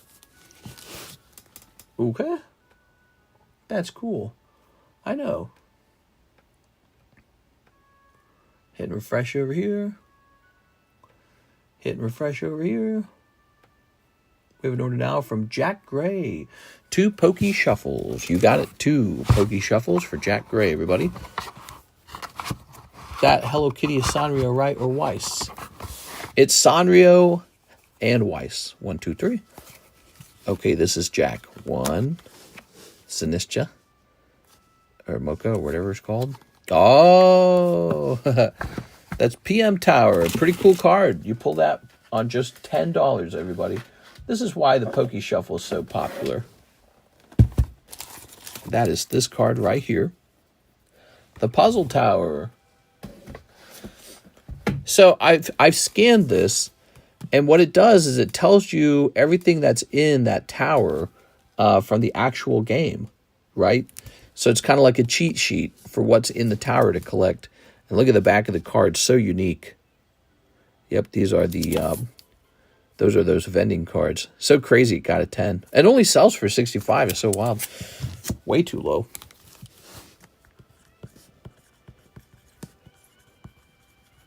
Okay, Mr. Jack. I just got the Rueful Axe in Skyrim. It's beautiful. I don't think the Elder Scrolls 6 even exists still. 100K subs creeping up. Yeah, a bit at a time. We're at 96,000. It's real slow. If I posted more content, I know it'd climb. I've really started slacking on posting content. Mostly just been Mike's side, but I've been getting more sleep. And I have been focused on streaming on the Gameconomist channel. So I lose like an hour and a half to 2 hours per day. And you have no idea how valuable that time slot is. I mean, that was when I would get like a video done or grading. So I've been giving that up for the Gameconomist Monster Hunter Wilds, and it's just been really rough. If only I could cut my body in half and be in 2 places at once, it would be amazing. Steven says, slab reservation, still overthinking. Slab reservation. Oh, right. So you're not sure which one you want. Let me try and find that Gary. Gary might have a price tag on him if I can find it. The Topps box here. All right. There's a lot of slabs to go after all the time. Just pick something you think is fun. I wouldn't overthink it. Because when you're done with one slab, there's always another slab. These prices are out of date, by the way. So if you want any of these, you have to have me check. It's a nice Dragonite.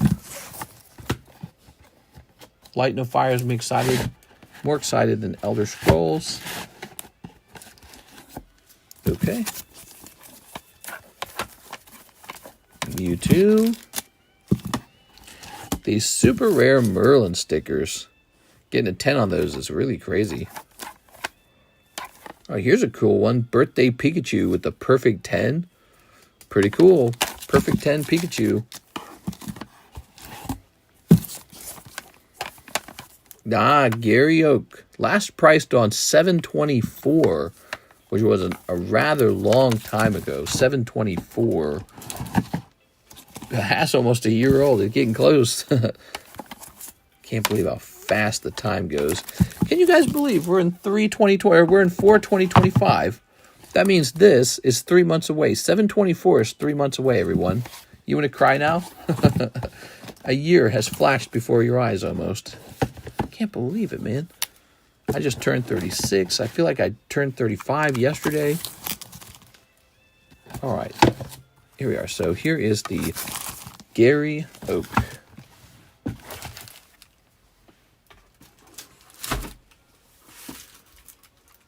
All right. Let's get this into a proper sleeve, but let's look at it. Bringing out our brush. Okay. So we like to bring out the brush. Very nice.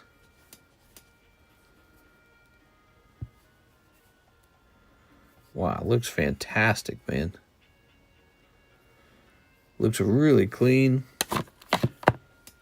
What's interesting about this copy of the Gary Oak is that it actually got a pristine 10. And that is CGC's harder grade, meaning that the card has to be pretty good to get that pristine. All right, let's get into a nice clear sleeve like this. Oh, beautiful. A little misty on the back. Team Rocket.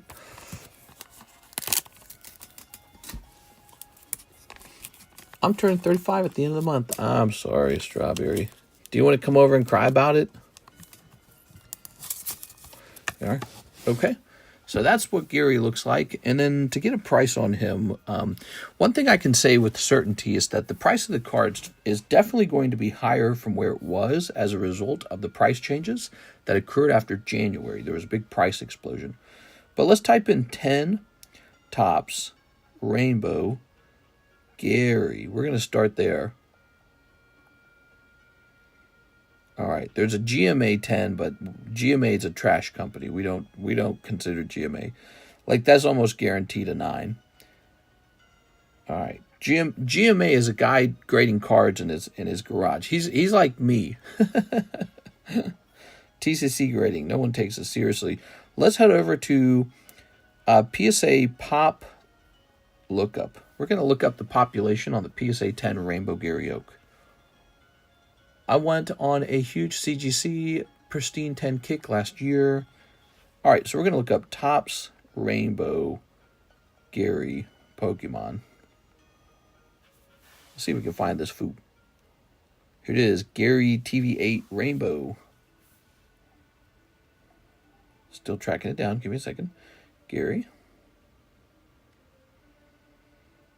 Foil, Gary Oak, Rainbow. Oh, fascinating. So what's interesting about this is with PSA, there's exactly 0 10s of it. There are no PSA 10s of this Gary Oak. Wow. So there are 0 PSA 10s. And so I'm going to have to say that's probably going to make me want to make sure we get the right pricing on it, considering there's 0 of them graded 10 with PSA. And this is a pristine 10 with CGC, so that's a nice, tough pristine. Beautiful. 40 at the end of the year. You turning 40? No! I wanted a huge CGC pristine 10 kick. All right, now let me go take a quick look at the other card. So you want a Dratini, huh? If I can find it. Oops.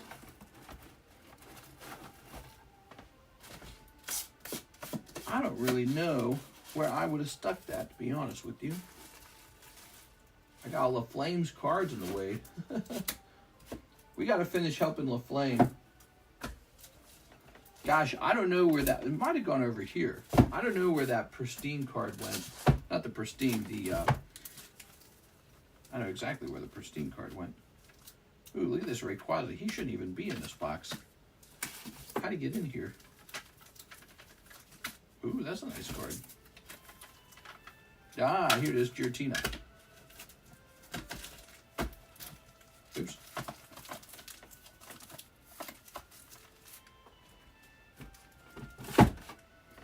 All right, here we are.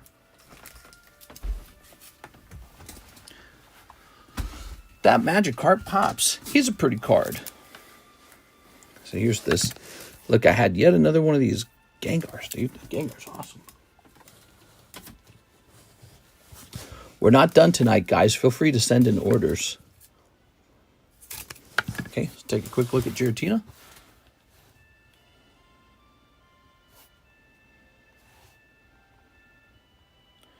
This is Lost Origin Giratina.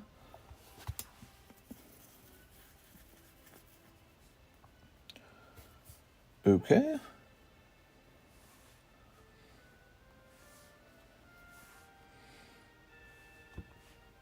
Excuse me. All right. Got the hiccups, man. You're in luck on the Giratina because the price has gone down slightly.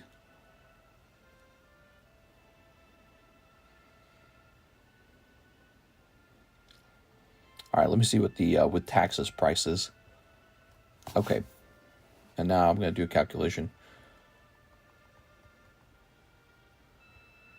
Okay, it looks like we would want about 1,720 on the Giratina. So your guess was pretty close on that one.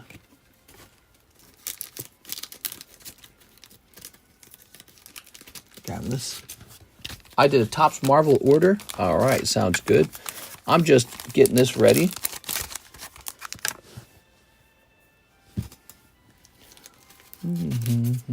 I did not know that Gary Oak was Pop Zero PSA. I did not know that. I'm surprised I priced him at 300. I had never looked that up before. And that was last year. So he's going to be a little more expensive now. All right, so for the Gary Oak, probably, I'm thinking 800 on Gary. All right. And then for the Lost Origins Giratina,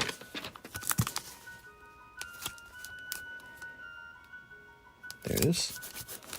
I would be interested in selling this around 1720. There it is. All right. So those are priced. I knew 300 felt low as hell. It was weird that it said 300 because I could have sworn that one guy offered 500. So why would I price that 300? Okay. Todd Peters says 24 Topps Galaxy Chrome. You got it, man. Not 24 packs, the year 2024.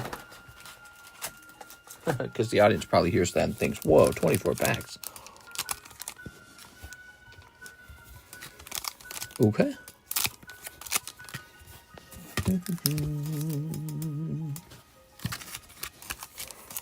Ready?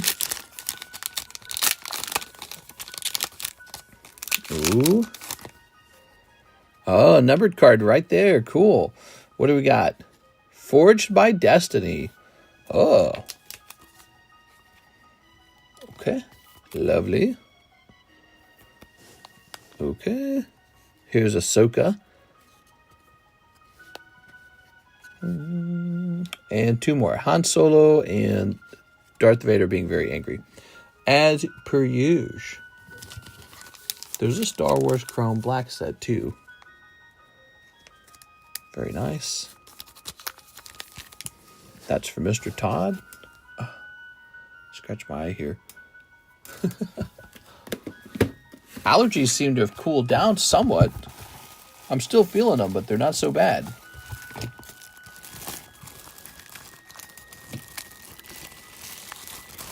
Allergies lasted for like an entire month, about 4 weeks. Gonna keep that in mind for next year. If we haven't moved.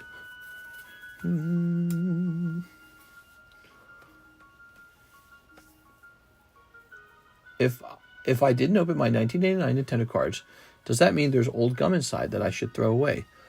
No, not in the Nintendo 1989 cards. Those don't have bubble gum. All right. So you're thinking about this Gary Oak right here. It's not a bad choice. Now that we know he's Pop Zero with PSA, that's not a bad choice. Because that would make this one pretty rare. Goes.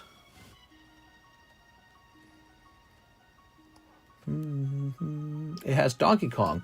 Oh, if it's Donkey Kong, that's a different story. Yeah, Donkey Kong will probably have gum in it. There might be a version of the cards where there's no gum, but the only ones I've ever seen have gum.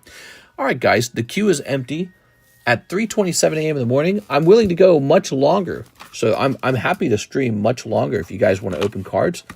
So send in an order if you'd like to extend the stream.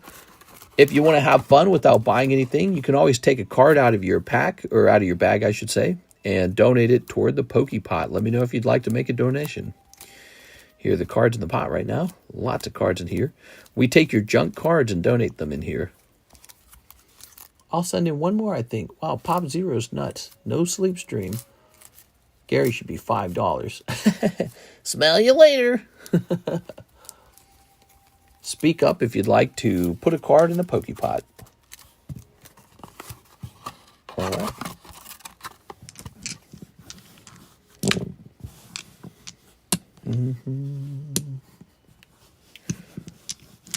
Yippee, another rare card for me.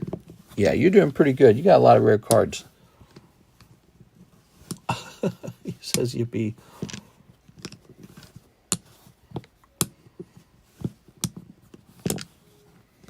All right.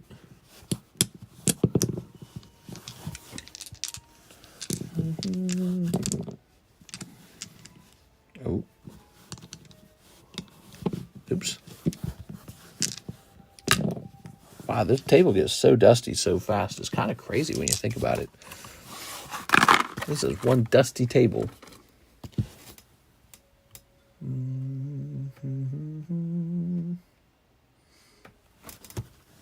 Okay, here's Blau Party Hello Kitty. Venusaur. Ah, we've got the Jungle Break. Beautiful Jungle Break. Pelipper. And, oops, and there's a storm brewing. Oh, no. I did one Korean order. You did one Korean order. Sounds good. Did you see Hippo's message where he decided on the Gary card?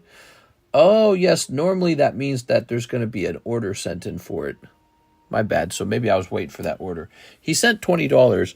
The way Slab Away generally works is it's always a $40 minimum payment to get it started. But I think Steven's, you know, he uses it a lot, but maybe he doesn't know those rules.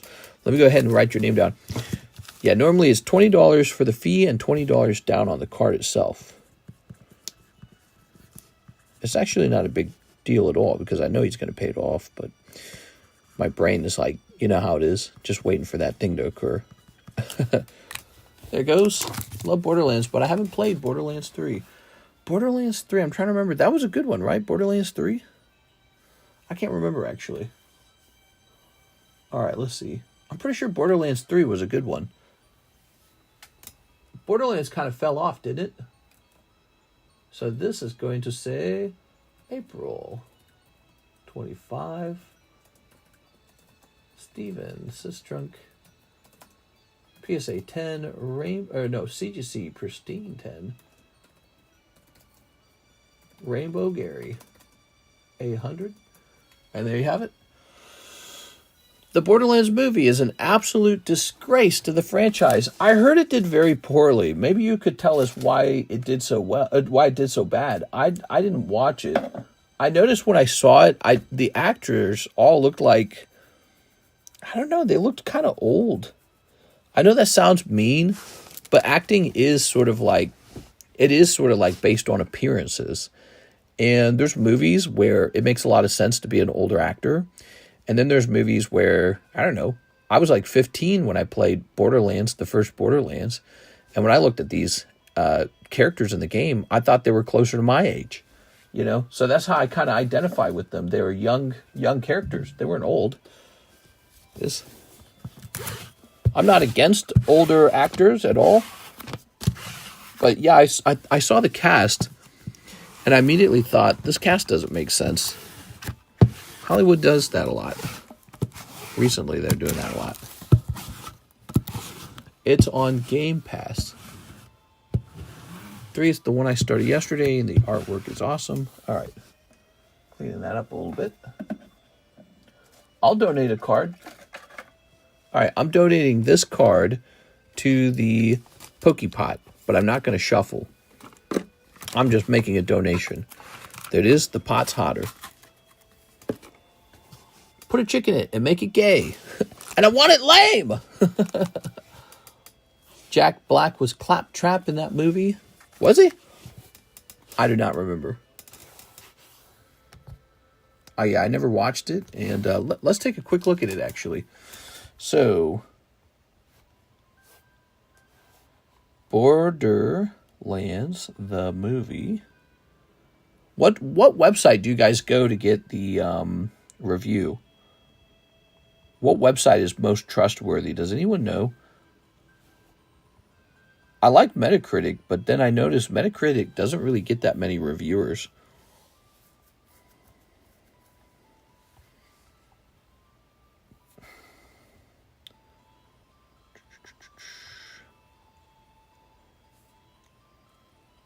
Borderlands 2024.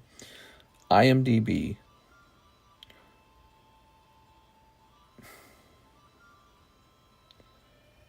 Let's see. Looks like it did pretty bad.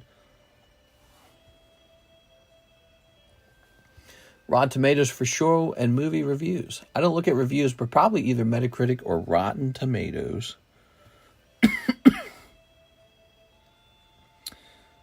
All right, so Rotten Tomatoes is pretty harsh. 10% tomato meter, 49% popcorn meter. Yikes.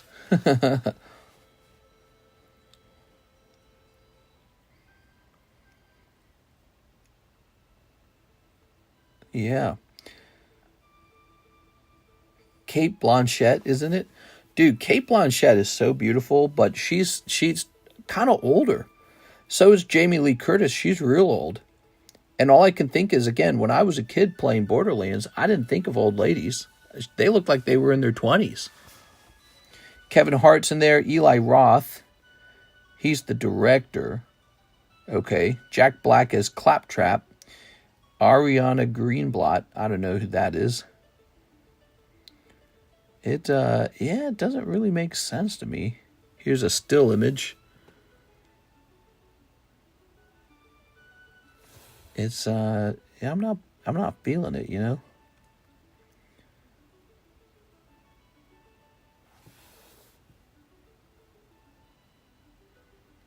Unfortunately, I think they needed to choose a younger cast.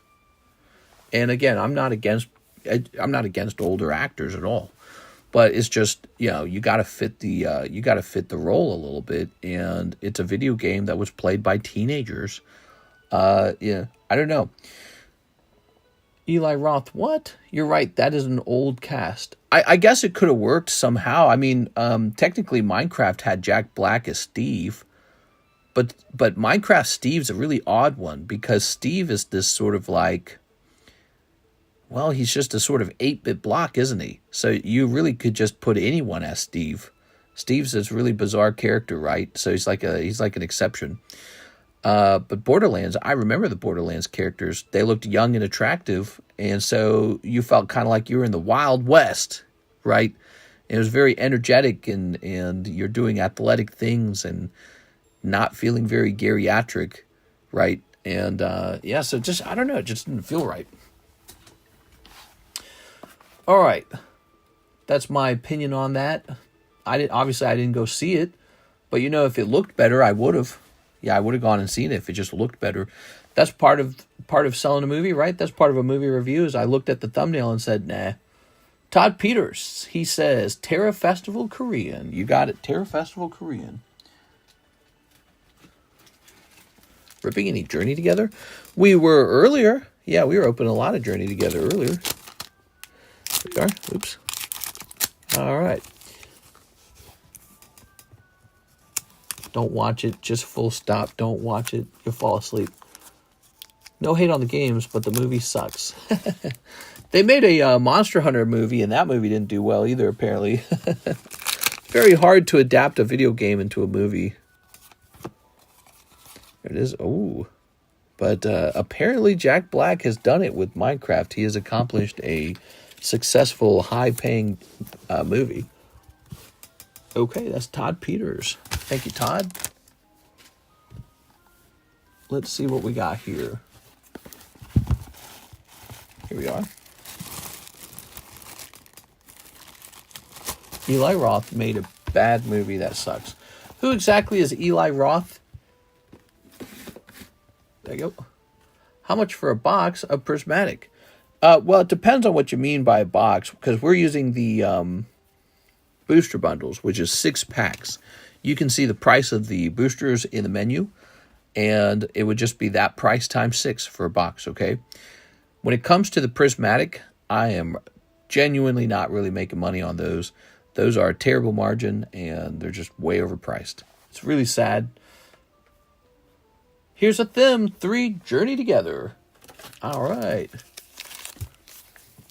1, 2, 3. He directed Hostel. Hostel? Oh my god, dude. All right, here we are. Ooh. Eli Roth makes great horror film, but he cannot do a video game adaptation, clearly. That is. I wonder if I'd be any good at horror films. That's my favorite genre. I love scary movies. I love the feeling. All scary movies have a very similar feeling. You get in, and there's almost like this. There's like this dread feeling, and yet it's kind of uppity at the beginning. There's sort of like, you know, sexy lovers or something like that. Somebody who's real arrogant and stupid. Oh, that's nothing, bro. Bro, there's ghosts in the house? Hey, come out, wherever you are, ghosts. Honey, don't be hysterical. There's no ghosts in the house. You know, there's something like that. The bravado character, the stupid meathead Chad, the nervous person who believes in it all. There's real ghosts. Yeah, scary movies are great. They're very fun. Perfect for Halloween, obviously. I don't think if you watch scary movies constantly, I don't know if I would hang out with you. But I think some of my favorite cinema experiences has been scary movies. Scary movies and comedy. Those two right there. All right, so that's a Them with an H. I don't ever watch them, though. I almost never watch scary movies. I don't get to anymore. When I was younger, I could just watch whatever I wanted, but Karis can't handle them. All right, your bag's right over here. If I watch a scary movie with Karis and it's actually scary, it's not like a bad one, it's a good one, she will not be able to act like normal for like a week, dude. She has like no control over it. Her imagination has all the power. She will be scared of every corner and every unlit room. She will have nightmares at night, and I will be very, what's the word I'm looking for? We will have a platonic marriage for about a week because she's in a terrible mood. She's too scared. She'll be ruined by the scary movie. I got my cousin good during Psycho, the original black and white one. Really? God, that one's not even slightly scary, man. That must have been scary back in the day, though. To see such horrible violence on screen must have been like, what the fuck? You know, because it sort of explored what cinema could do. But that was when it was brand new. I watched Psycho, and I thought it was boring as, I don't know, boring as something. I think the term is boring as death or something like that. But boring as sin? Boring as watching a pot boil? Yeah, it was super boring. It was me, and I dress up as my mother. She talks to me. Yes, mother. Here's Electabuzz. Nah, that movie was awful, man. Platonic marriage. Well, she does this thing where she's so genuinely, like, upset from the scary movie that she can't, you know, get in the mood like normal. And so there's just nothing that's going to happen that week. Like, don't even ask. You know what I'm saying? And yeah, she's one of those types where if you tell a joke and it's sort of a mean-spirited joke and she knows it's a joke, it still hurts her feelings. And maybe that's normal for girls, though. Not all girls, because I know I've dated girls that weren't like that, but she gets affected. And the scary movies, she knows it's all fake. It's all on the screen. She's like, I know it's fake. I know none of it ever happens. The boogie monster never gets me. He's not under the bed. He's not in the closet. But it just doesn't matter. I can't go to sleep anymore. So she's like that. She's actually sleeping out in the family room right now because she can't go to bed in a normal bedroom. She'll have nightmares. So she sleeps in the family room because that's where it's more sociable. She feels safer in the family room. So she sleeps in the family room until I'm done streaming, and then she goes to bed. I don't know if you guys remember that. For the previous home, it was the same way.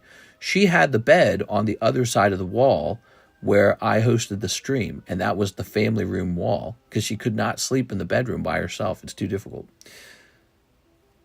All right, so let's keep going. I find it very endearing. It's very funny. Steven says, shipment for my bag and my 5 slabs. Oh, that's going to be a high-end shipment. Let's go grab your stuff. Let's see, Mr. Steven. Let's see, right over here. All right. Getting some shipping.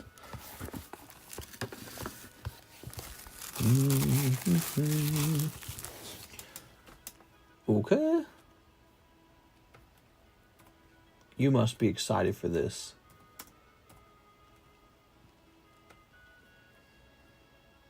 We're going to say, so you had 5 slabs? Okay. And we're going to go with probably this. I just looked it up. It's about aliens. I will love it. My dream is to direct my own before I die. What, a scary movie?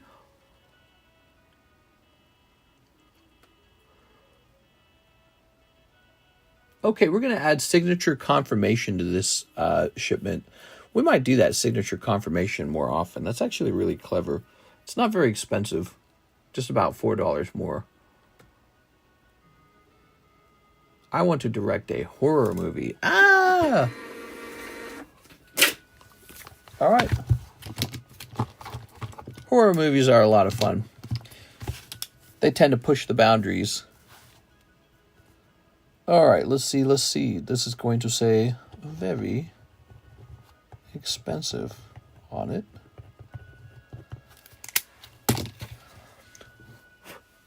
Oh, and this goes into your bag. A masterpiece. I'm going to direct a masterpiece. Karis wants me to write a book. She says she thinks I'd be good at writing. There you go. All right. Here's Hathim, last 3, journey together. Here you go, Mr. Hathim. Ta-da. Okay. Hathim. His name's Hathim. You can use my rats in the movie. Squeak. I have the 4 Dratinis and the box topper, I believe. The 4 Dratinis and the box topper. There you are. Yeah, that's pricey. Here's Noibat. Look at that, Noibat. You would do good making audio books. You love scary movies too. I knew there was a reason I liked you, besides the fact you like Pokemon. It is. Wait, 6. You also like pizza? All right, I'm in love. Here's Salamence. There we go. All right. Ta-da. Thank you, Mr. Thumb. Bit better. Okay. There was this scary movie I saw that still makes me scared of what's under my bed. Oh, it's gonna get you, dude. It's gonna get you. You got no chance. You got no shot. The demon is under your bed as we speak. Clicking his little mandibles together, waiting for you to go to sleep. And then it'll get you. It'll get you and it'll feed you to the witches because they made a deal with the demon.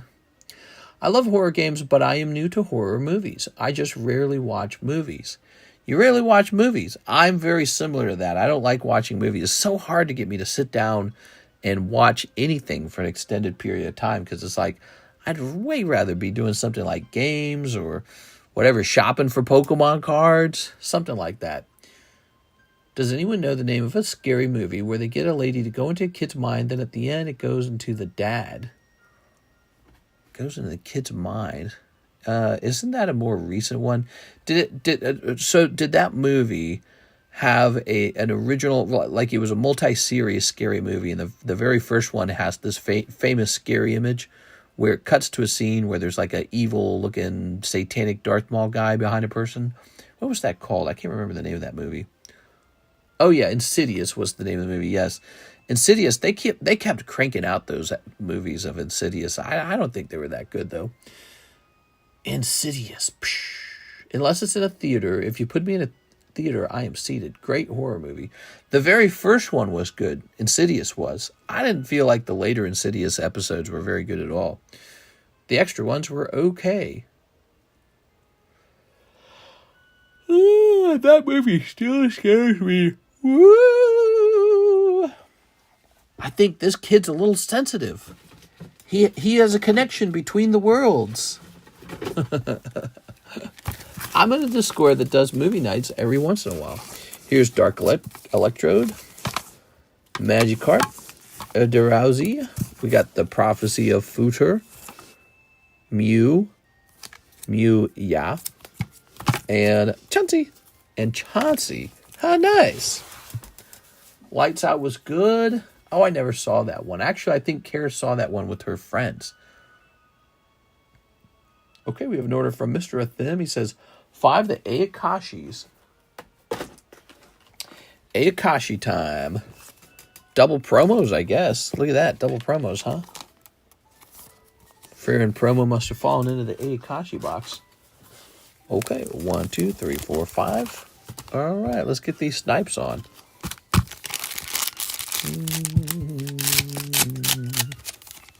Lovely. Ayakashi Triangle. It's a TV show about cute girls. All right. Okay. I need to watch The Conjuring. Conjuring 1 was pretty decent. It really stuck to fundamentals when it came to like scary movie stuff. That's what that one recent really popular scary movie did too. Not that recent anymore. It's a couple years old now. What's it called? The Heretic? It wasn't called The Heretic, was it? Hereditary. There it is. Hereditary didn't do anything original, but what it did really well was it stuck to, ideas in horror movies that have worked very well over time, and it just re-implemented them really well. It is. Unfortunately, again, I have not watched scary movies in a while. I just kind of don't get to. Oh, wow. What luck, dude. Good job, Mr. Athim. It's so easy. All you got to do is open some cards. It is picking up signature blonde hair girl. Okay. Evil Freerin. Hey! I don't know anything about Freerin. Karis was watching Freerin today when I woke up. I woke up, walked out in the family room. She was watching Freerin. She must like it. I don't know. Hereditary gave me nightmares. I'm not going to lie. Woo! Boogeyman! The best scene is when the mom floats to the ceiling and starts sawing her own head off. That was pretty solid. All right, Hathim. Yeah, that one was pretty rough. That is an example of a movie where if Karis watches that, I ain't getting any for like a week. This. All right, she's going to be like terrified. She asleep with all the lights on. All right. I also used to be afraid of dogs before I got to own one. Oh, look. iPad Kid Chansey is back. Rats are very cute. Too smart for their own good. I need to watch The Conjuring. Ew, Freerin. Don't tell her I said ew then. Oh. Here we are.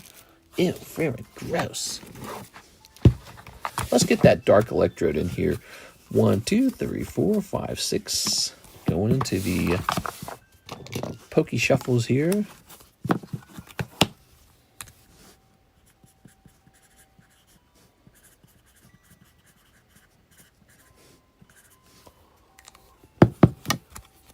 Okay.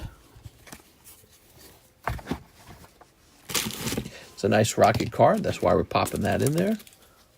Of course, that got graded after PSA changed their grading standards to impossible. They said, all right, the grading standards are impossible now. All right. Something is updated because I heard my little phone buzz. Andrew A. Martin, 10 Hidden Trials, 4 Tiers of the Planet, 20 to slab away. All right, Andrew A. Martin.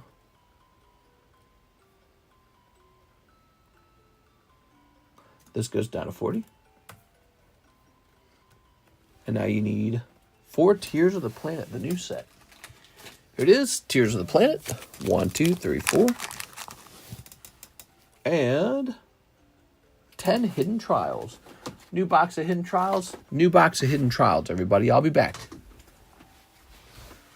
All right. Where am I going to find this?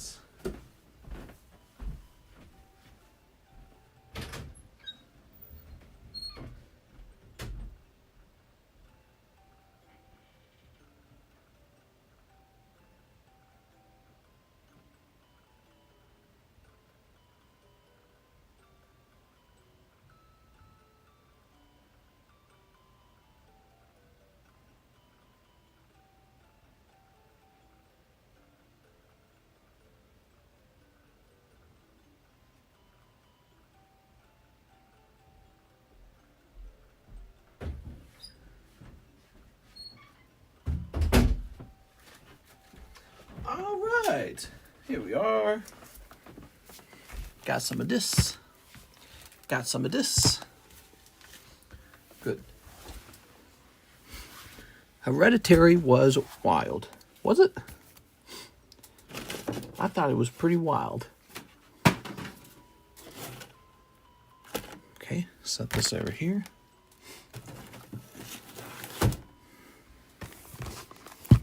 Ow.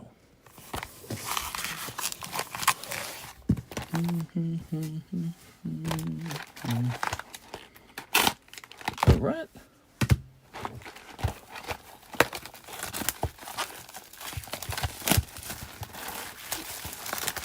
Throwing this away. Andrew A. Martin.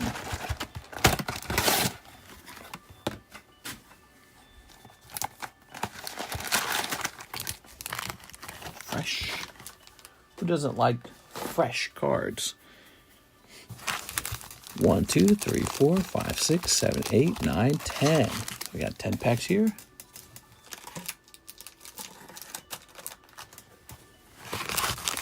One, 2, 3, 4, 5, 6, 7, 8, 9, 10. So that's 10. 1, 2, 3, 4. All right, we got 4 of these.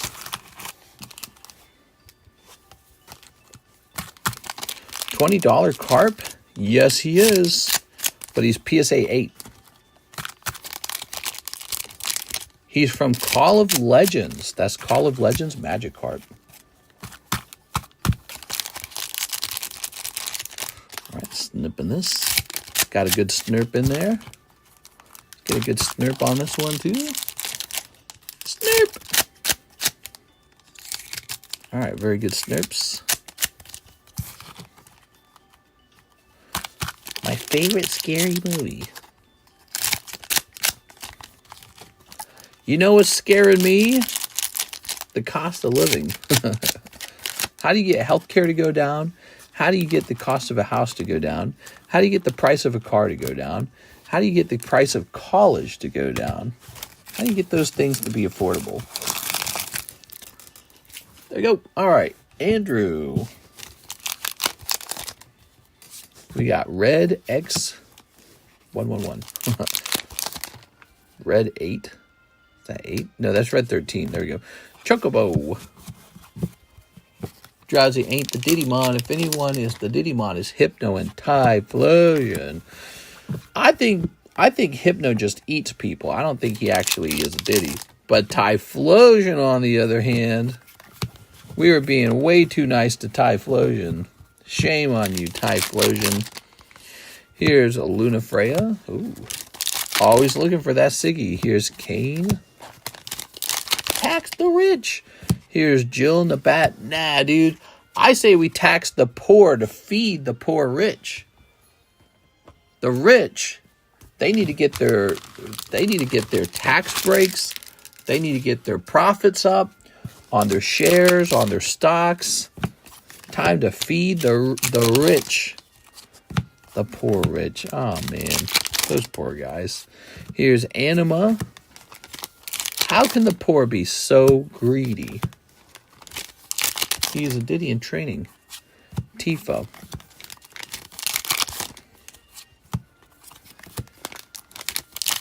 Here it is.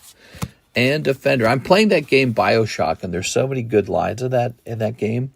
Like the whole idea of the underwater city by Andrew Ryan. Like, he wanted to get away from, the control of the government. He wanted to be free or whatever. Kind of reminds me of Ayn Rand, doesn't it? Like they based a game on Ayn Rand. But he's like, why should the strong be constrained by the weak?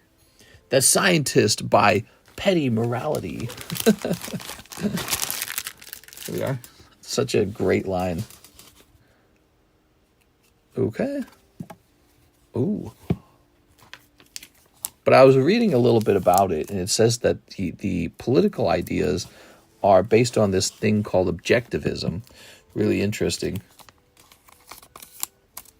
Here it is. All right. Andrea A. Martin. Bioshock is peak. Oh, wow. I'm replaying that right now, too. Haha. Favorite game series. My wife never played Bioshock, so I'm watching her play it. She's terrible at it, but it's really fun. And we got past that part. I said it before. The beauty is a moral imperative. Is that right?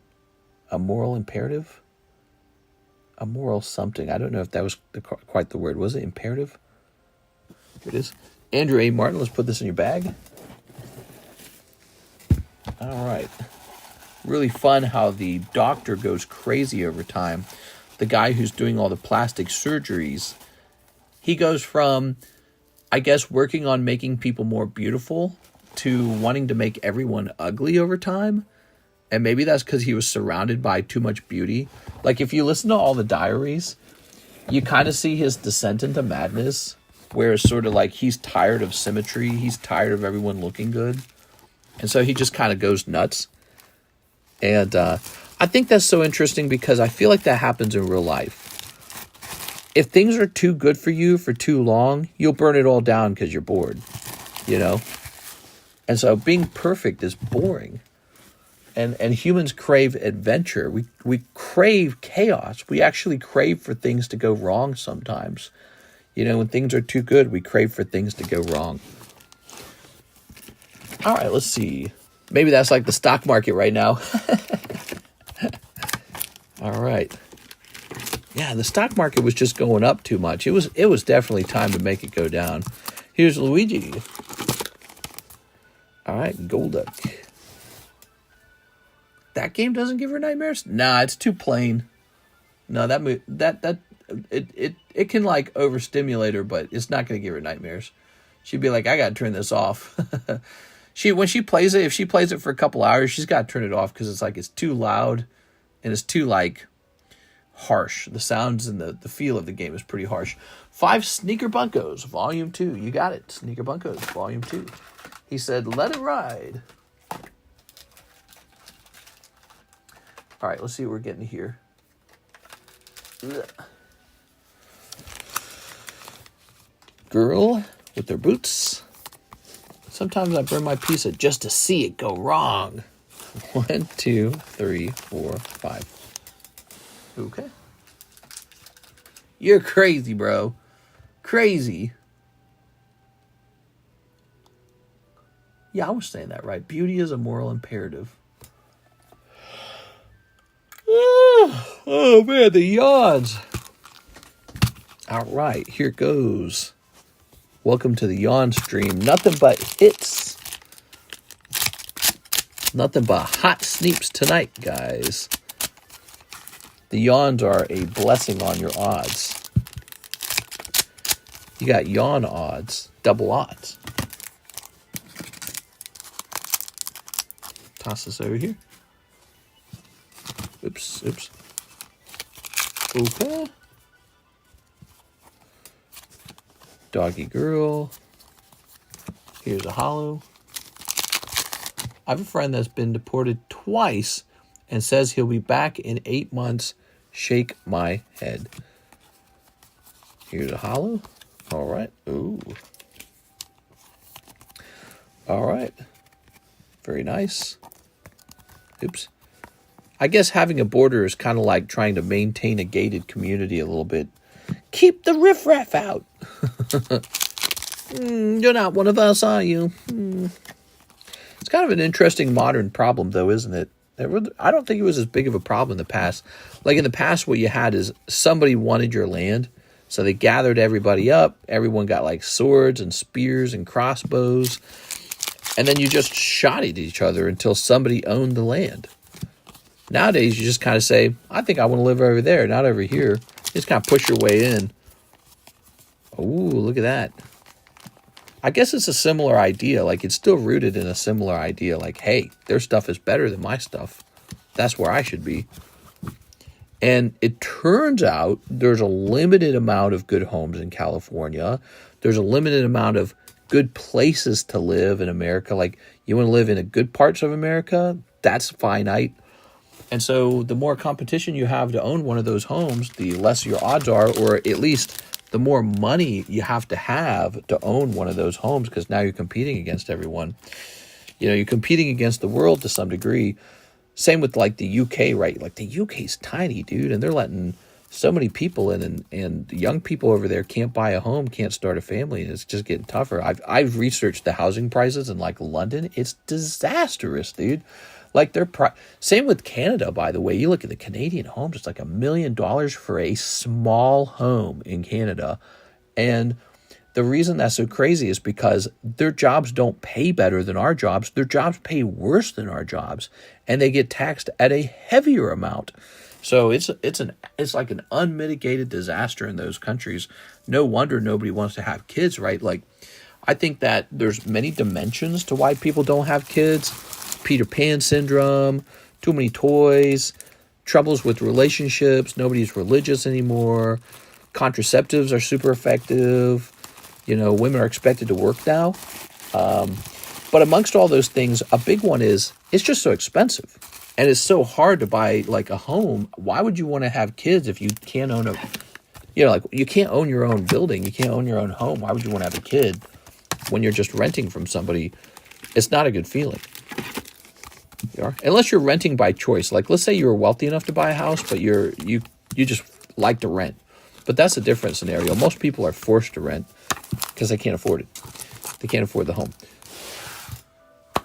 The F is Peter Pan syndrome. Peter Pan, you know, he never wanted to grow up. He didn't want to grow up. He wanted to be a kid forever. And Wendy was like, nah, you got to grow up a little bit. You don't remember that? Peter Pan syndrome. Look it up. All right. You might meet a couple Peter Pan syndromes in this room because we all like collecting kids' cards. But you know what? That's our group. That's how it is. A Numel. Yeah, that's a really nice card too. That's EX Deoxys Numel. Okay. We have no orders in the queue and a small 94 viewers at 4 a.m. in the morning. We've only been live for 2.5 hours. I'm willing to keep going for a while. I don't mind. We can go and go and go. I just got to have orders in the queue. If you've never ordered before, try placing your first time order. Check out the description of the live stream. You'll see everything you need to make an order. It's really uncomplicated. You just make a payment with PayPal, ZELLE, CASHAPP, VENMO, whatever it is you have. And you can see the price of everything in that description of the YouTube live stream. So head on over to the description to get started. Yeah, it's an interesting problem, the declining birth rates in America. There's so many things I think that contribute to that. You know, like, I think people used to care about like family bloodlines. They'd be like, I'm working on my family bloodline because that's the thing that matters. My family's good. That's gone. I don't think people get as much help from their families anymore. I think people used to be closely integrated with their mom and their dad and their grandma and their grandpa. That's gone. People used to date and get married at like 18 years old. That's gone. So that's really gone. Because everyone now at 18, you don't get married. You go to college, and that's like 4 years. So you get out of college 4 years later at like 22, maybe 23, maybe 24, depending on when you started, what kind of degree you went for. So you get out like 22 or 24 years old, you're not ready to get married because now you've got student debt hanging around your neck. So you got this $100,000 of student debt, you and your girlfriend who you met at college, and you're like, I don't want to have a baby. You want to have a baby? No way, dude. We got $100,000 of debt and no home. The price of homes are like quadrupled over time. Now, they've definitely doubled since COVID is how it feels because of the raised interest rate. But also just the prices went up by like 30% or 40%. So that combination, it's a pretty deadly combination. And the price of food went up, and it came down a little bit recently, but it's not that much. Still way up overall. See, I just think that the cost of living is untenable. If you're young and you want to have a baby, you better have like family wealth basically so that you can afford a maid, or like your girlfriend doesn't have to go to work. That's how people do it nowadays. Mom and dad both work and still somehow have to raise a baby. Man, that is some rough stuff, man. Double job, working 2 jobs. And then even then, it's just not enough money, it seems like, People are like, all right, when's the relief coming? When's the government going to step in and help out with this? Because this is a disaster. What do you guys think? What do you guys think is causing problems with a lack of children? I know Karis and I, we waited a long time because we wanted to save up and have some money before we had a kid. So that's why we waited so long. Do you think that's the same case for everyone else? You got relationships are a struggle too. People go through divorce like crazy these days. It's really sad. It's unfortunate. I think that, I don't know. What do you think causes all the relationship problems? All kinds of stuff. Like it's easier to cheat now with the social media. Maybe it's more comfortable and easy to just be single. It's got to be something, though. But you guys are being a little bit quiet, and I don't see any orders in the queue. How are you guys feeling tonight? Looking for a little back and forth. Small Woods says CLW. Money causes most of the issues. Yeah, I think it was Dave Ramsey was saying that divorce is the leading cause, finances are the leading cause of divorce. That's really tough. So people just need to make more money. That's it. You need to make more money and get taxed less, or the price of goods need to fall. One of those 3 things. It's going to take a lot to harsh my mellow. Can we see the breaks? Yes, let's take a quick look. We have the Gengar break. I haven't seen anyone going here. People are timid on that one. This one's still really popular. There are 11 people deep. However, the problem is we might need more than 11 people. So that's 11 deep. This is a battle. It's a 2-person break for $35. PSA 10 Weedle from Pokemon Stadium. Very cute. Here is the Lightning Break. It's a Houndoom with 2 spots sold. Reverse Hollow Rocket Returns Houndoom. So that one picked up some interest right away. Only thing is, it's a really big break. So it's got 15 spots left on it. Here is the new clearance break. Topps Tentacruel. This is not a Topps Chrome card. It's actually a Series 1 card. Extremely hard to grade 10. So that is the clearance slab. Here is a Final Fantasy break for those who like Final Fantasy. A little sad that this one's not seeing more action. You would think Cloud would get the respect that he deserves. They never grow up. The never grow up ideology. It's flooding so damn bad here in Kentucky. Stay safe, Mr. Marshall Weber.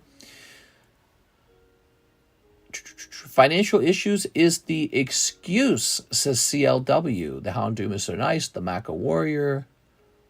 I don't think it's necessarily the excuse. I think finances could be described as a significant problem. If you're just not making enough money, you're not making enough money. But it's like, what are you going to do to make more money in this economy? What job is just handing out tons and tons of money? So many people rely on jobs like DoorDash, Taco Bell, Target, Kohl's, they're going out of business. Somebody works at Kohl's. Walmart, Sam's Club, Chick-fil-A. The thing is, there's so many, retail service jobs out there that people work, and they just don't pay well. And this is a really fascinating thing to be talking about, because I feel like that sort of brings us back to this idea of, shouldn't we be manufacturing our own cars? Those are good jobs. Those jobs made the cities that they existed in wealthy, highly populated, desirable cities to live in. And then when those jobs got exported overseas or over the border, those cities collapsed. As soon as the jobs were gone, those cities collapsed. So those are coveted jobs, and we really should fight to keep them in America, just so that you have more options, even if it's not you that goes to those jobs. Maybe your neighbor goes, but maybe you go. I don't know. But we shouldn't be exporting our best jobs. It's kind of too bad, isn't it? I think a lot of people think they want a relationship, men and women. They think it's what they want, but turns out not true. That's why we see so many breakups. No, I definitely think everyone, every normal, maybe like healthy human with a normal brain wants a relationship. I'll say that because, now if you have autism, I don't know. But I'll say that because humans are very social animals. We are social animals. And we are drawn to each other for attraction, sexuality, having children. It's just all natural. You know what I'm saying? It's all natural. And there's so many things in the way of relationships. You see so many breakups, so much heartbreak. And I meet so many people going through divorce through this card shop. You hear about somebody, they're hanging out with new friends, they're making new online friends, they're having a little fun, a little me time. You find out part of the reason for that is because they are going through a bad divorce, maybe a nasty divorce. And there's just so much of that people don't even want to get married anymore. Which I don't see that as progress. I see that as a bad thing. There's got to be a way to reach a point where people don't want to divorce as much. Maybe they got to be paired better. But also, I think that the incentives have to be maybe rewritten, and there has to be better defined like roles for each person in the marriage. Like, what am I getting and what are you getting? What am I supposed to do for you? What are you supposed to do for me, so that we're both pretty happy and stay together? You know what I'm saying? Neurotypical. Yeah, neurotypical. Don't play with me now, LMAO. My dogs and cats are my kids. Let's see. Those people who just want a kid and are not prepared, that is an issue. A kid is not a dog or a cat. Lack of communication is a big part of divorce. I think unhappy people not expressing why they're unhappy. Yeah, well, and what you mean by that is basically that the husband and the wife, what they really needed was character development and therapy, because a lack of communication, it doesn't describe the whole problem.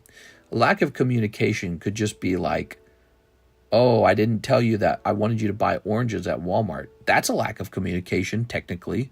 But what you really mean is, oh, I have these deep psychological problems that I carry with me from the past, and I haven't dealt with them. And now I'm dumping all of my bad behaviors on you that are the expression of the sadness or the unhappiness from those bad feelings. That's what you really mean. And so when you say good communication, what you really mean is that you got people who maybe they're paired together well, but they're actually needing therapy or they're needing guidance, and they don't have it. And maybe their partner's not skilled enough even to give it to them. Because, if your partner's really smart, like a natural therapist, they can probably just save the relationship by walking you through your own mental problems. But if your partner's not that skilled, how are they going to do it? All right, let's take a look at the orders.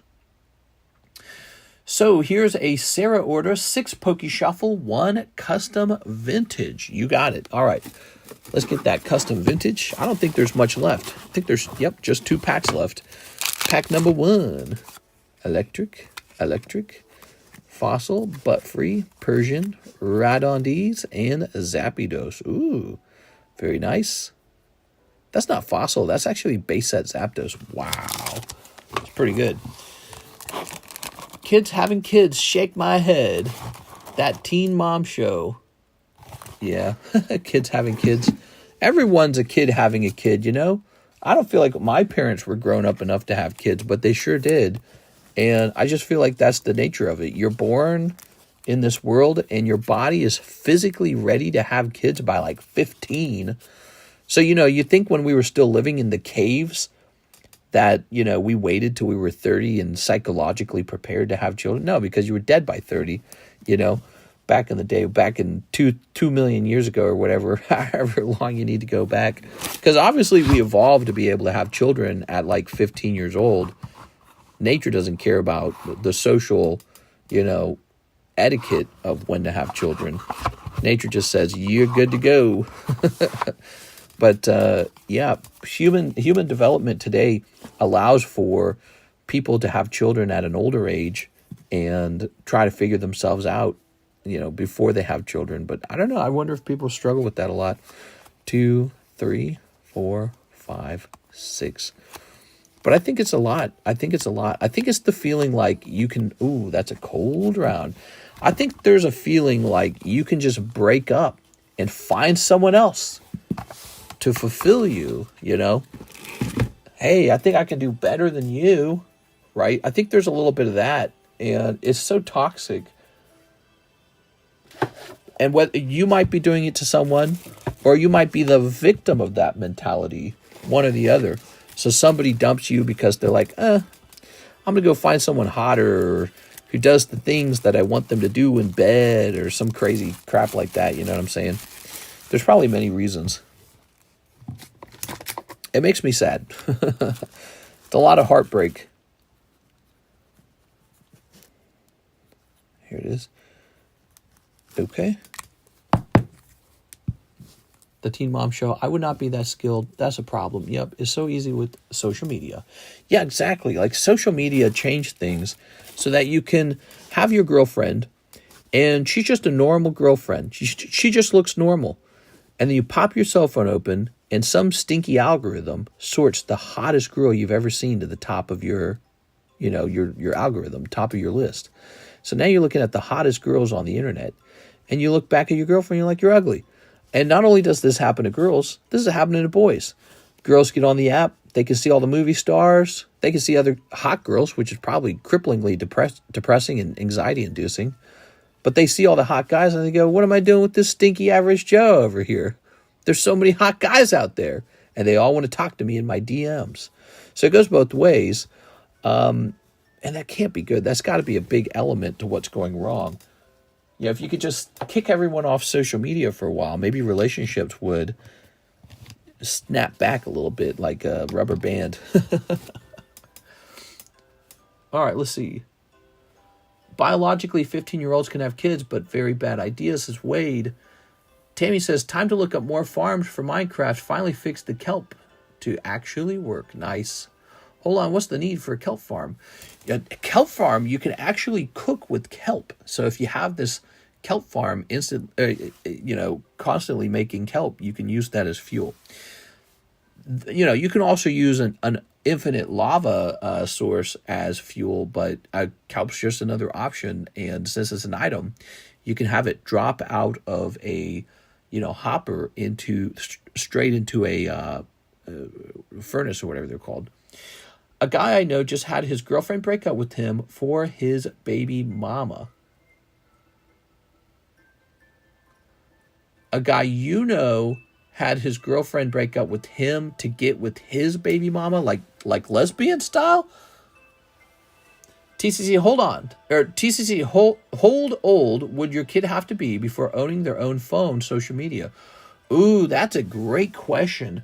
I don't have an answer to it. I would probably research it first, and then that would be the decision. Because I know once your kid has a cell phone, the whole world has its claws in your kid. So I'm not fantastically excited for that idea that the whole world should be able to talk to my kid through advertisements, through social media, through political advertising, adult content, which I have a very strong doubt that I would be able to keep, my kids away from. I remember being a kid, I was obsessed with getting to see, adult content. I was like, I got to see naked people. And so, you know, the moment they have that little computer alone in their bedroom, they do whatever they want on it. And you have to monitor them and lock them out of certain things. But, yeah, I think the older the better. Does anyone disagree with that? The older the better? Maybe 15 after you hit puberty or something? I don't know. 15 would be probably okay, but you know they're gonna run into all their kid friends at school who will be like, I got a cell phone. Look, I can emulate games on my cell phone. Hey, you want to watch gore websites with me on my cell phone? You know, so it's kind of scary, isn't it? Kind of scary. I don't know. I grew up. Many of you guys grew up like I did in the 90s and early 2000s, and the Apple phone didn't come around till like 2006, 2007. And then even then, we didn't all own one. So it's not like you could just sit around doing all that yet. That all came later. We were all older by then. Most of us had already hit 18. There we go. You could use wood, but kelp grows faster than trees. There you go. There's certain levels to these cell phones, limit apps and limited internet access. Here we are. Yeah, it's crazy, man. It's crazy stuff. All right. But I don't know. You know what? I discovered adult content at a very young age. I think I was just 8 years old when I saw it for the first time. And it didn't like ruin me. I don't have any regrets or bad feelings about my childhood. And so I don't think it messed me up. But I don't know if it's the same way. You know, like I didn't grow up and have struggles with sexuality or anything like that. But I don't know if it's the same for any all kids, you know what I'm saying? I don't know if they all... I think there's a thing about me where I have this excellent ability to sort of get out of my own head and have like a third perspective. But I've learned over time that that's not a skill everyone naturally has. Some people really struggle with that ability to kind of self-analyze, sort of. We are. So I think that there's some people who are just easily influenced. They're very easily led, or they're gullible, or they have strong feelings one way or another. When I was a kid, I felt like a little adult already. And so I didn't really feel like that bothered me or messed me up. But I knew people who I think that would have messed up had they'd had a similar experience. It is. So I don't know. It's a difficult thing, but I think the older the better when it comes to the cell phone question. If I had it my way, they wouldn't have a cell phone until they're like at least 15 or 16 or something. It is. But I've heard about the devastating consequence of social media for girls. And so girls, you know, they're very sensitive to sort of like having to compete over like looks and over desirability, and now having to be exposed to the internet where there's these girls rising to the top, setting these trends for how beautiful you have to look, how sensual you have to act, you know, how you have to dance. Be sure you learn how to shake your ass, because men love women with a fat ass. That's got to be stressful as hell, dude. Especially if you look more, I don't know, plain. Which is, it's not even your fault. You're just born that way. Some people are just born hot too, you know. We are. It's just part of life. And you have to somehow have the self-awareness, the perspective, the adult perspective, to sit back and be like, I'm just me. That's okay. I'm not up here. But that's all right if I'm not up here. It's just it's just how it is. A lot of people aren't up there. And so I didn't need an adult to sit me down and give me advice on those kind of things. I would just sit myself down and give myself advice. But I think there's some people who really do have to be sat down and given like excellent parenting in order to navigate the world, especially at a younger age before they've had a chance to get through more experiences and gain wisdom. All right, that's Hathim with a whole box of Dandadan. Oops, I think I opened too much. Let's see. Yeah, like iPad Kid Chansey, look at those dumb eyes, Wade and Marshall, LMAO. Hathim, I think I opened up a whole box and you were only supposed to get 6. So I think you get this one. And then I think I get these 2. Is that right? Did this come out within the 6-pack? My oldest son is 12. He can use his tablet, but probably wait until high school to have a phone. Sure. I know this one came out. I can't remember when this one came out. I opened up the whole box. I was only supposed to open 6 packs. I was only supposed to open half the box. Mr. Athim, look through that content for me. I'm going to, by default, move this over here because I'm going to have you look at that and tell me if it came through.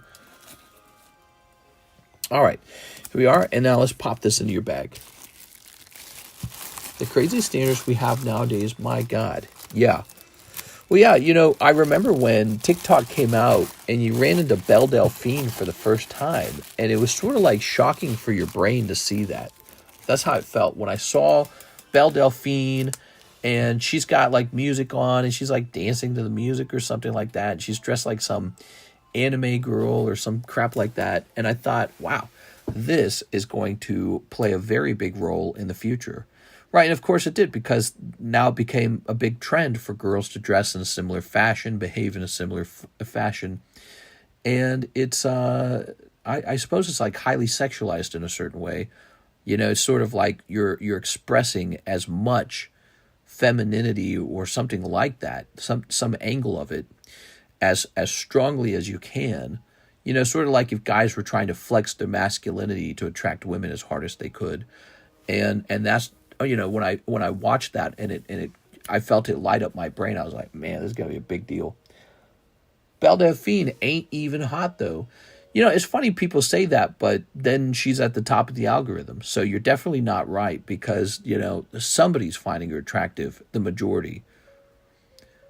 Belle Delphine ain't hot. Facts, Marshall. Marshall, facts. It's crazy that kids are exposed to way more nowadays. She definitely won the algorithm for that time period.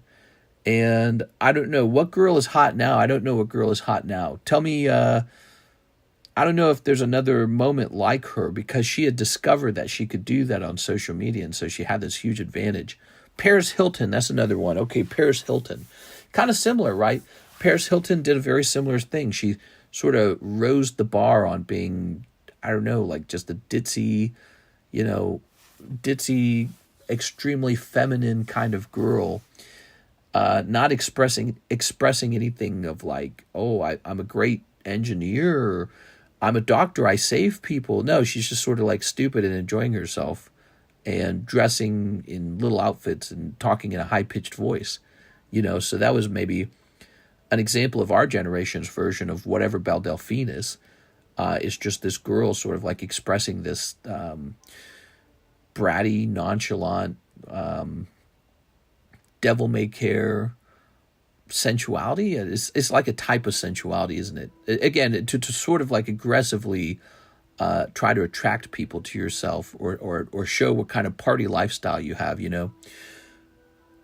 Brooke Monk. Oh, okay. Yeah, so again, you've just always have some girl on the internet who's doing very well, and there you have it. So it just goes from girl to girl eventually. But it's the same concept. It's some girl with perfect facial symmetry, and she's freshly minted 18, 19, 20, 21 years old, or whatever she is. And yeah, it just becomes like an obsession of people to watch her, to look at her.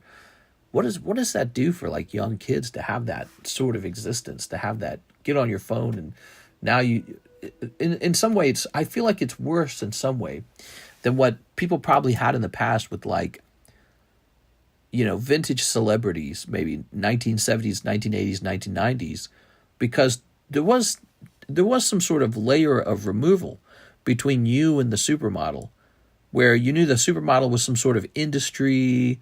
You could look at it and be like, that's an industry. But to pick up a cell phone in your hand and know that everyone's seeing the same hot girl on the internet, you know it's more than just a magazine, isn't it? This is what the society, as a sort of like collective hive mind, has voted for. And now you're looking at her going, I don't look anything like this girl, and I never will. I'm not as good as she is. And so for a child who doesn't have, most children aren't innately wise. For a child to just have to pick that up and be like, oh yeah, I'm not even close to this, that must be really tough, man. So I think that's really fascinating, the struggle with the social media getting its claws in your children, and it's significantly or severely damaging their self-image and their confidence and turning them into little competitors. Probably some of them probably react with defensiveness, depression, anxiety. Others probably react with a sort of competitiveness, saying, "Oh, I'm going to meet that beauty standard. I'm going to do it. I'm going to be as good as her. I'm close. Maybe I'll be about 75%. That'll be good." So, but it wasn't never supposed to be your goal in life to be like that person. That person's artificial. They're just struggling for attention on an algorithm that pays them to get attention, really. And you're a human animal. You're not meant to go viral in the hive mind. That's not, nature didn't evolve you for that necessarily. You're just supposed to find someone who loves you for you and get married to that person and then go have children with that person. So yeah, there's been like this fundamental change in the maybe like the directive of what we want. You're not looking for your local husband or your local wife, at the farm or wherever, the milkmaid. Now you're looking to go viral for the whole world, and then they're going to stare at you and clap and give you attention. And I don't know, it's fun for the people who want to be involved in social media, but it must be hell for a lot of people who are in the throes of the just the time period that we're in and not able to escape it and kind of beholden to everyone's brain rotting themselves to whatever hot girl XYZ. And then your boyfriend looks at you and you're not even half as hot as her. What's that like? That's got to be frustrating as hell, man. And even if he doesn't say that, even if he doesn't feel that about you, even if he's got some sense of self-awareness and some pragmatism to the way that he thinks, you might think that way. You might just look at it and be like, I'll never be as pretty as her for my boyfriend. Carlton Wick, $7 towards slab away. $7? All right, you got it. You're killing me, Carlton. Here it is. $73 remains. Boom. And one journey together. Okay, good. I brought this in. All right.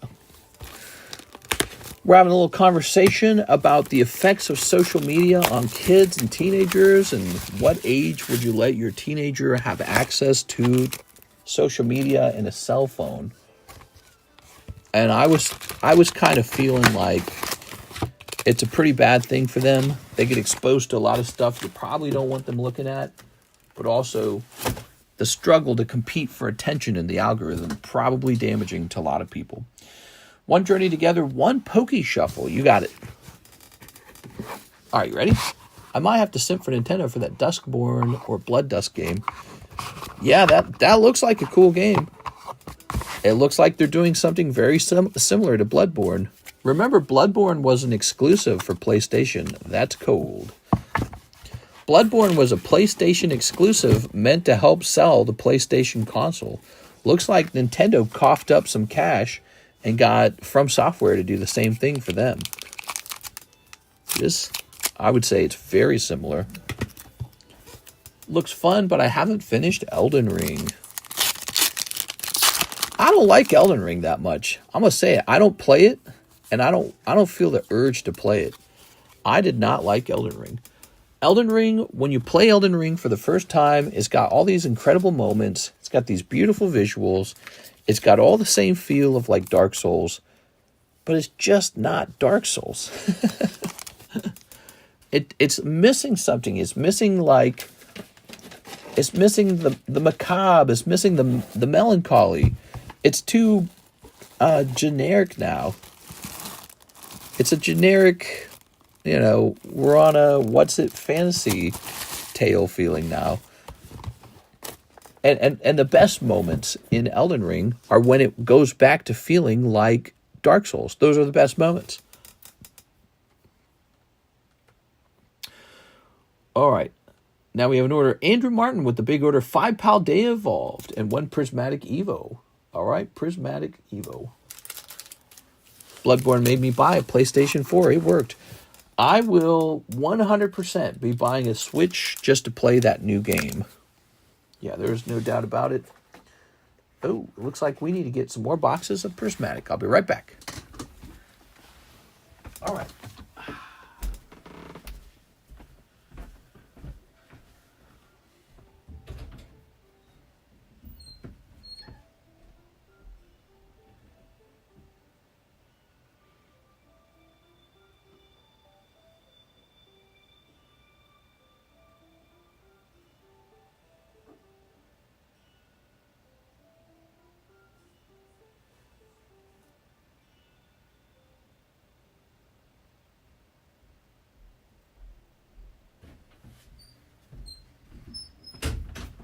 Oh, it's cold in here, man. Hold on. Let me get that heat. It's freezing in here.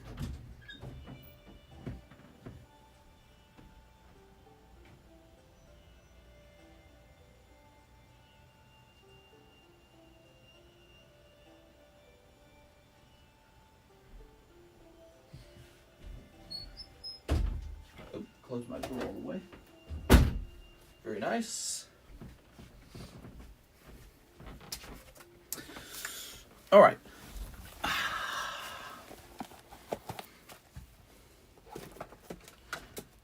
Putting these over here.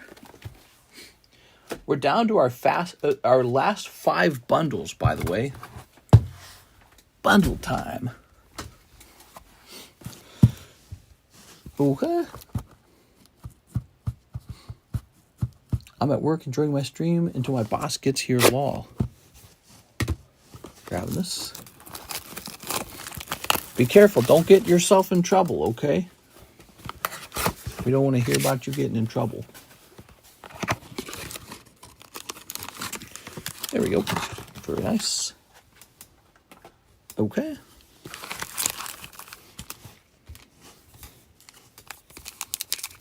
After I pawned my Xbox 360, I haven't played anything.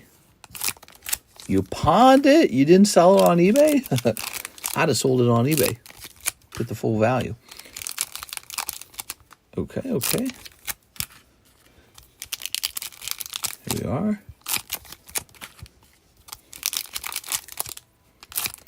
All right.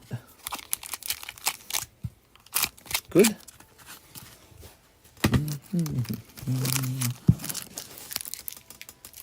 It's all Call of Duty's fault. I pawned it. I was fiending at the time. You were fiending, huh? Here's Slowpoke, Glamora. Here's Talonflame. Makuhita, Kaparaja. You think we're heading towards a depression? Not really. I think that what's causing the market to downturn so sharply is the fact that the market was so overbought anyways. The market was like way too high. But also on top of that is the changing global trade order.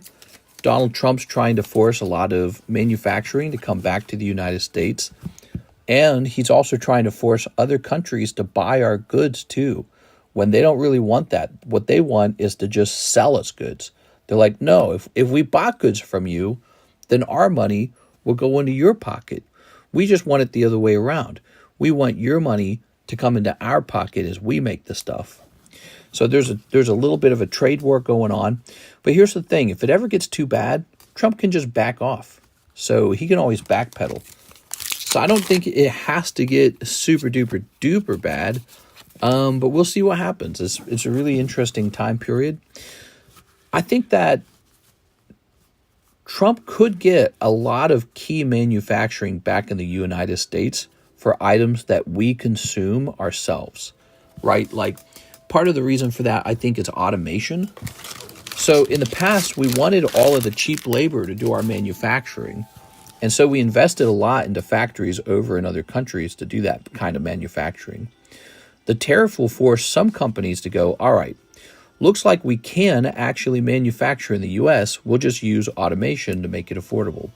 So he's kind of forcing them to get into that investment earlier than they would have if he wasn't in office. And then I think when it comes to forcing other countries to buy our goods, I don't think that's got a shot. But the U.S. government might just collect taxes on those countries from now on. Here's Andrew A. Martin, and this means if you're buying, like a Barbie doll made in China, you might have to pay more for that Barbie doll. And maybe that's how it should be. I don't know. It's a really interesting question. We give, let's say China, we give China something really valuable, which is real. It's money. You can take those dollar bills and buy gold with it. And in exchange, we get Barbie dolls. That's plastic. That's a pretty stupid trade. We get plastic, they get cash. And so if the government said, we don't like that trade anymore, we're going to actually tax that trade. And then we'll do something useful with that money. If they did something good with that money, Barbie dolls will go from $10 to maybe like $12.50, and that'll suck. I don't think people will stop buying Barbie though. So I don't know. I don't know what happens next. But I do know that the stock market was overvalued. I'd read about it many times. Many of the economists I listened to said, buy gold, buy gold. It's going to pop any minute. It's got to pop. This is an insane peak. This peak is not based on anything. Historically, now would be the time for a recession, yada, yada, yada, yada. So all the guys I listened to were saying over and over again that the stock market was in a giant bubble that was bound to pop. And this is it. It's popping. So, but it's still insanely high. The stock market, even after all the dumping you've seen in the last 2 days, maybe 3 days, even with it spiking back down, is still extremely, extremely highly valued. So it just went from its extremely high spike to just a normal high spike, the price of the stock market. So we'll have to see if it falls further from here, but there's definitely some people pulling out, taking profits, saying, all right, I'm getting out of here before it gets any worse. I do think Metaphor Refantasio is one of the best times I've had gaming in a long time. China number one. China could be number one. China could be the world's most powerful economy one day.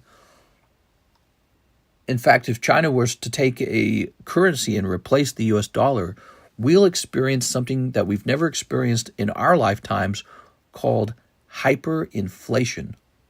Hyperinflation, like what triggered World War II. World War II was triggered by hyperinflation. The German people were going through hyperinflation at the time. Your dollar bill was like dropping in price, the value so fast. The purchasing power was being destroyed so fast that they were using it as wallpaper, the dollar bills. They were using it in their furnace to start their fires. That's how valueless their money became. That could happen in the U.S. market. We are set up as the world reserve currency, so there's tons and tons and tons of U.S. dollars around the world. And if the whole world were to suddenly start trading those in for gold, and suddenly start trading that in for Bitcoin, and suddenly start trading that in for maybe the yuan, or whatever the BRICS is doing, this could cause a crash that would blow your mind. It really would be like the Depression, and it would be very scary. Everyone would lose everything very rapidly. Your money would become valueless, and the value of gold would explode, which is what the gold guys kind of want, because they're sitting on a big pile of gold. So they're like, God, I hope that happens. But yeah, so America's positioning in the world is pretty important. If you want to maintain a high quality of living, then you should be rooting for any Democrat or Republican government to succeed in keeping our positioning strong. And Trump's got an idea that the trick's going to be tariffs. That's his play. We're going to find out if it works or not. It's a high-risk play, in my opinion. I think the biggest risk to the tariffs is all of the other countries just kind of banding together to try and shut the U.S. out of the economy, the world economy, and then just saying, we're going to outweight Trump. He only gets 4 years, and then he's gone. And he's already spent some of his first year. So I think that's the risk, is they're going to treat him like a bad guy, like Napoleon, and then they're going to try and wait him out for 4 years. That's what I think could happen. But then again, some countries could be like, I'm not all of your guys' friend. I don't have to do what you tell me to do. I'm going to make a trade deal with Donald Trump and get rich during this next 4 years. So that's why it might not work, this idea of them banding together. And who knows? It could go the other way. Trump's trade war could end up with the United States getting tariffs lifted off on our products. It could end up with us having a stronger economy because we brought high-paying jobs back to our country. Maybe we improve our manufacturing base and we become more independent. We don't depend on other countries so much. We stop making those countries so wealthy when we should be the ones making that wealth. Who knows what happens? Who knows? Trump could win the trade war. Have you considered that? He could win. It's possible. We don't know if it's going to happen, but it's possible. But the stock market falling for the first week or even month, that's not going to be an indicator of anything. That's just a bunch of really rich people pulling all their money out ahead of time because they don't want to find out which way it goes. We'll just pull out our money now. So the stock market falling right now isn't really an indicator of how the trade war is playing out. Do we think Trump has balls like Napoleon? Maybe. 8 straight years would be crash. Ain't some country trying to join BRICS? BRICS, that is a name I haven't heard in years. Doc said, has hypertension. All monopoly money. Pokies forever. That's right. Costs more to print than it's worth. Yeah. Ooh, hyperinflation sounds nice. Well, Venezuela had something like hyperinflation. Yeah. It's like Nike would never produce in the USA. It's too expensive, says TJS.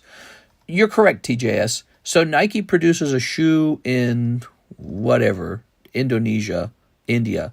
They produce the shoe for $5, and then they sell it to sneakerheads in the United States because it has like, oh, this one's rare. So they sell it for like $150 to sneakerheads in the United States. They produce it for $5. You know, like if they add a little number to it or a special little tab or a special color or the cardboard box says limited edition, that costs like a penny. Doesn't cost them anything to do that. It's not made out of gold. It's made out of cloth and rubber. A tennis shoe is cloth and rubber. It's not gold. So they produce it for $5. They bring it over here and charge us $150. And the U.S. government's watching that going, you need to pay taxes on that. We got to collect taxes on that. Your profit margin's stupid high. We're just making the country you're producing it in rich. And Americans are they're just swimming and giving up all their money for rubber and rubber and cloth for your tennis shoes. And so, I don't know, maybe he's right. I know it sounds crazy because I think everyone's angry at the idea of having to pay more for their plastic mold injection slop. Oh no, I have to pay more for my tennis shoes that I don't have to have. Right? Like, I don't know how to feel bad about it. At some point, it just kind of, like if I had to pay more money for my Pokemon cards, I'd be like, yeah, this is a toy. You know what I mean? Like, maybe the country of America should not be incentivizing Americans to give all their money to Japan for cardboard. That money should be used buying, like, I don't know, like oil, steel, gold, things that are innately valuable. But I'm in the card trade, so I don't know. This is a whole industry. But so I'm conflicted about it that way. But I mean, I'm a logical person. I'm pragmatic. Yeah, we should just be buying things that are innately valuable. But we buy cardboard. So but if the government wants to come in and say, look, we know you're just buying cardboard. You have to pay a tax now. I'd probably just pay the tax. I'd be like, all right, you got me. You got me. We just do cardboard. That's as long as the government uses that money for good. See, that's the hardest part. I hate taxes. But it's a different administration now.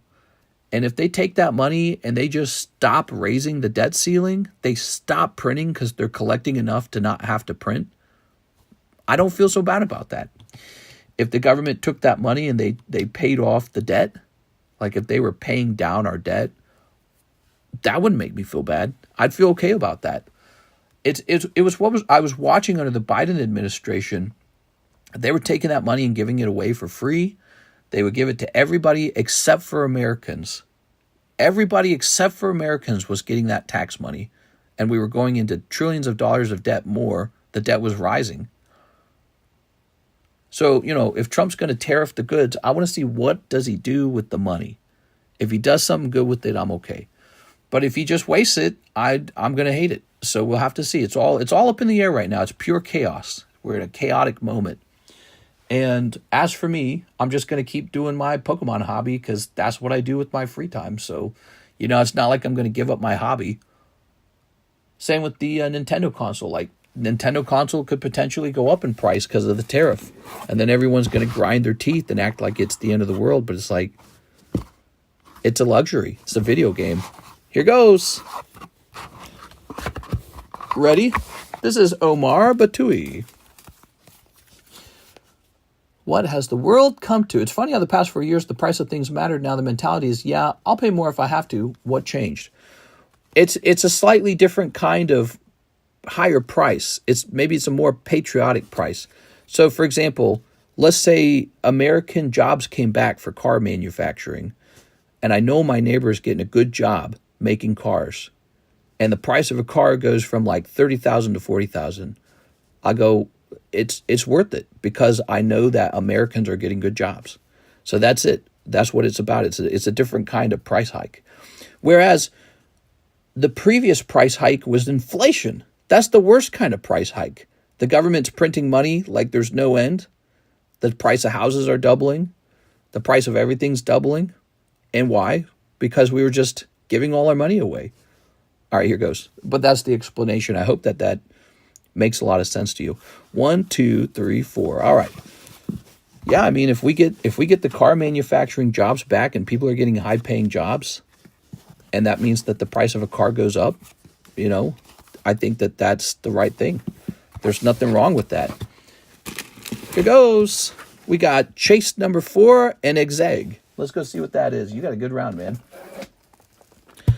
Let's see. It reveals that one of the reasons people want America to be a low-tax country. Oh my gosh, such a good round. One of the reasons they want it to be a low-tax country is because, oh my gosh, Mr. Omar, they see how the government spends the money and it makes you want to throw up. That's the problem. You see how they spend the money and you go, oh my God, do you get me out of here? That's the problem. If they spent the money in a more agreeable way, you'd be like, all right. It wouldn't be a big, horrible thing, would it? If the price of a car goes up 10%, but my neighbor goes from working at Walmart for $24,000 a year to working at Ford for $75,000 a year, I'm okay. Just raise the price of the car. I get it. I'm going to understand it. It's not that difficult to understand. Here we go. 1, 2, 3, 4. I declare a thumb war. Have you ever seen a bird climb a tree? Maybe like a woodpecker. Yeah, woodpeckers climb trees. Here we are. All right. There we are. Very nice. Okay. It is pure chaos right now. We don't know what it's going to look like. We're going to find out what it looks like. So people will have evolving feelings on the tariffs as more data comes out, as more results come out. Maybe you see these trade deals come out. Maybe the tariffs are dropped, like mutual tariff reductions, right? Like maybe a country that used to tariff the United States says, tell you what, we'll stop doing ours, you stop doing yours, bada bing, bada boom. And then both tariffs go to 0. Isn't that the goal? It's more, I feel like we reluctantly are doing our own tariff as a result of other countries having tariffs first. They did it first, and now we're reluctantly reacting to it. And it's just curious to see where that goes. And again, Trump can just stop them anytime he wants. So this is what's fascinating about it. Woodpeckers don't climb trees. What? Yeah, they kind of do, actually. We got a lot of woodpeckers where we live. If you see a woodpecker grab onto the side of a tree, they just hop up the tree. They don't like jump off and fly away and then fly higher to get to a different part on the tree. They just hop up the tree. It's really strange. You're not the bird, pal. Actually, I take it back. There are no birds. There's only government drones. They're watching you. All right, guys. Well, it is almost 5 a.m. A little bit of a slow stream. It's a Sunday stream. We'll be back for the Monday daytime stream. Are you guys excited for the Monday daytime stream? I don't know what'll happen Monday. Hopefully some mail comes in. Maybe the mule will come in. I don't know. But we'll have to see. It'll be fun to get back on that. Maybe we'll add a new break to the table. I didn't see any action on the breaks. We got 2 spots in the Houndoom, actually. No action on the Gengar. Lugia's sitting the same. He's a rare candy break. You can't blame him. He's a really big break. So that one you don't judge. But this one's moving a little bit. This one hasn't had any excitement for now. And we might change that. But we'll see what we can do about that. Okay? Tariffs are great for negotiating leverage. I got a ton of woodpeckers around here. Haha, I've never seen them do that, but I don't catch them often. 12 days till Rocket Japanese. Yes, I'm very excited for that. All right, guys, I'm going to see you all tomorrow for the Monday daytime stream. I think technically today. I'll see you then. See you later.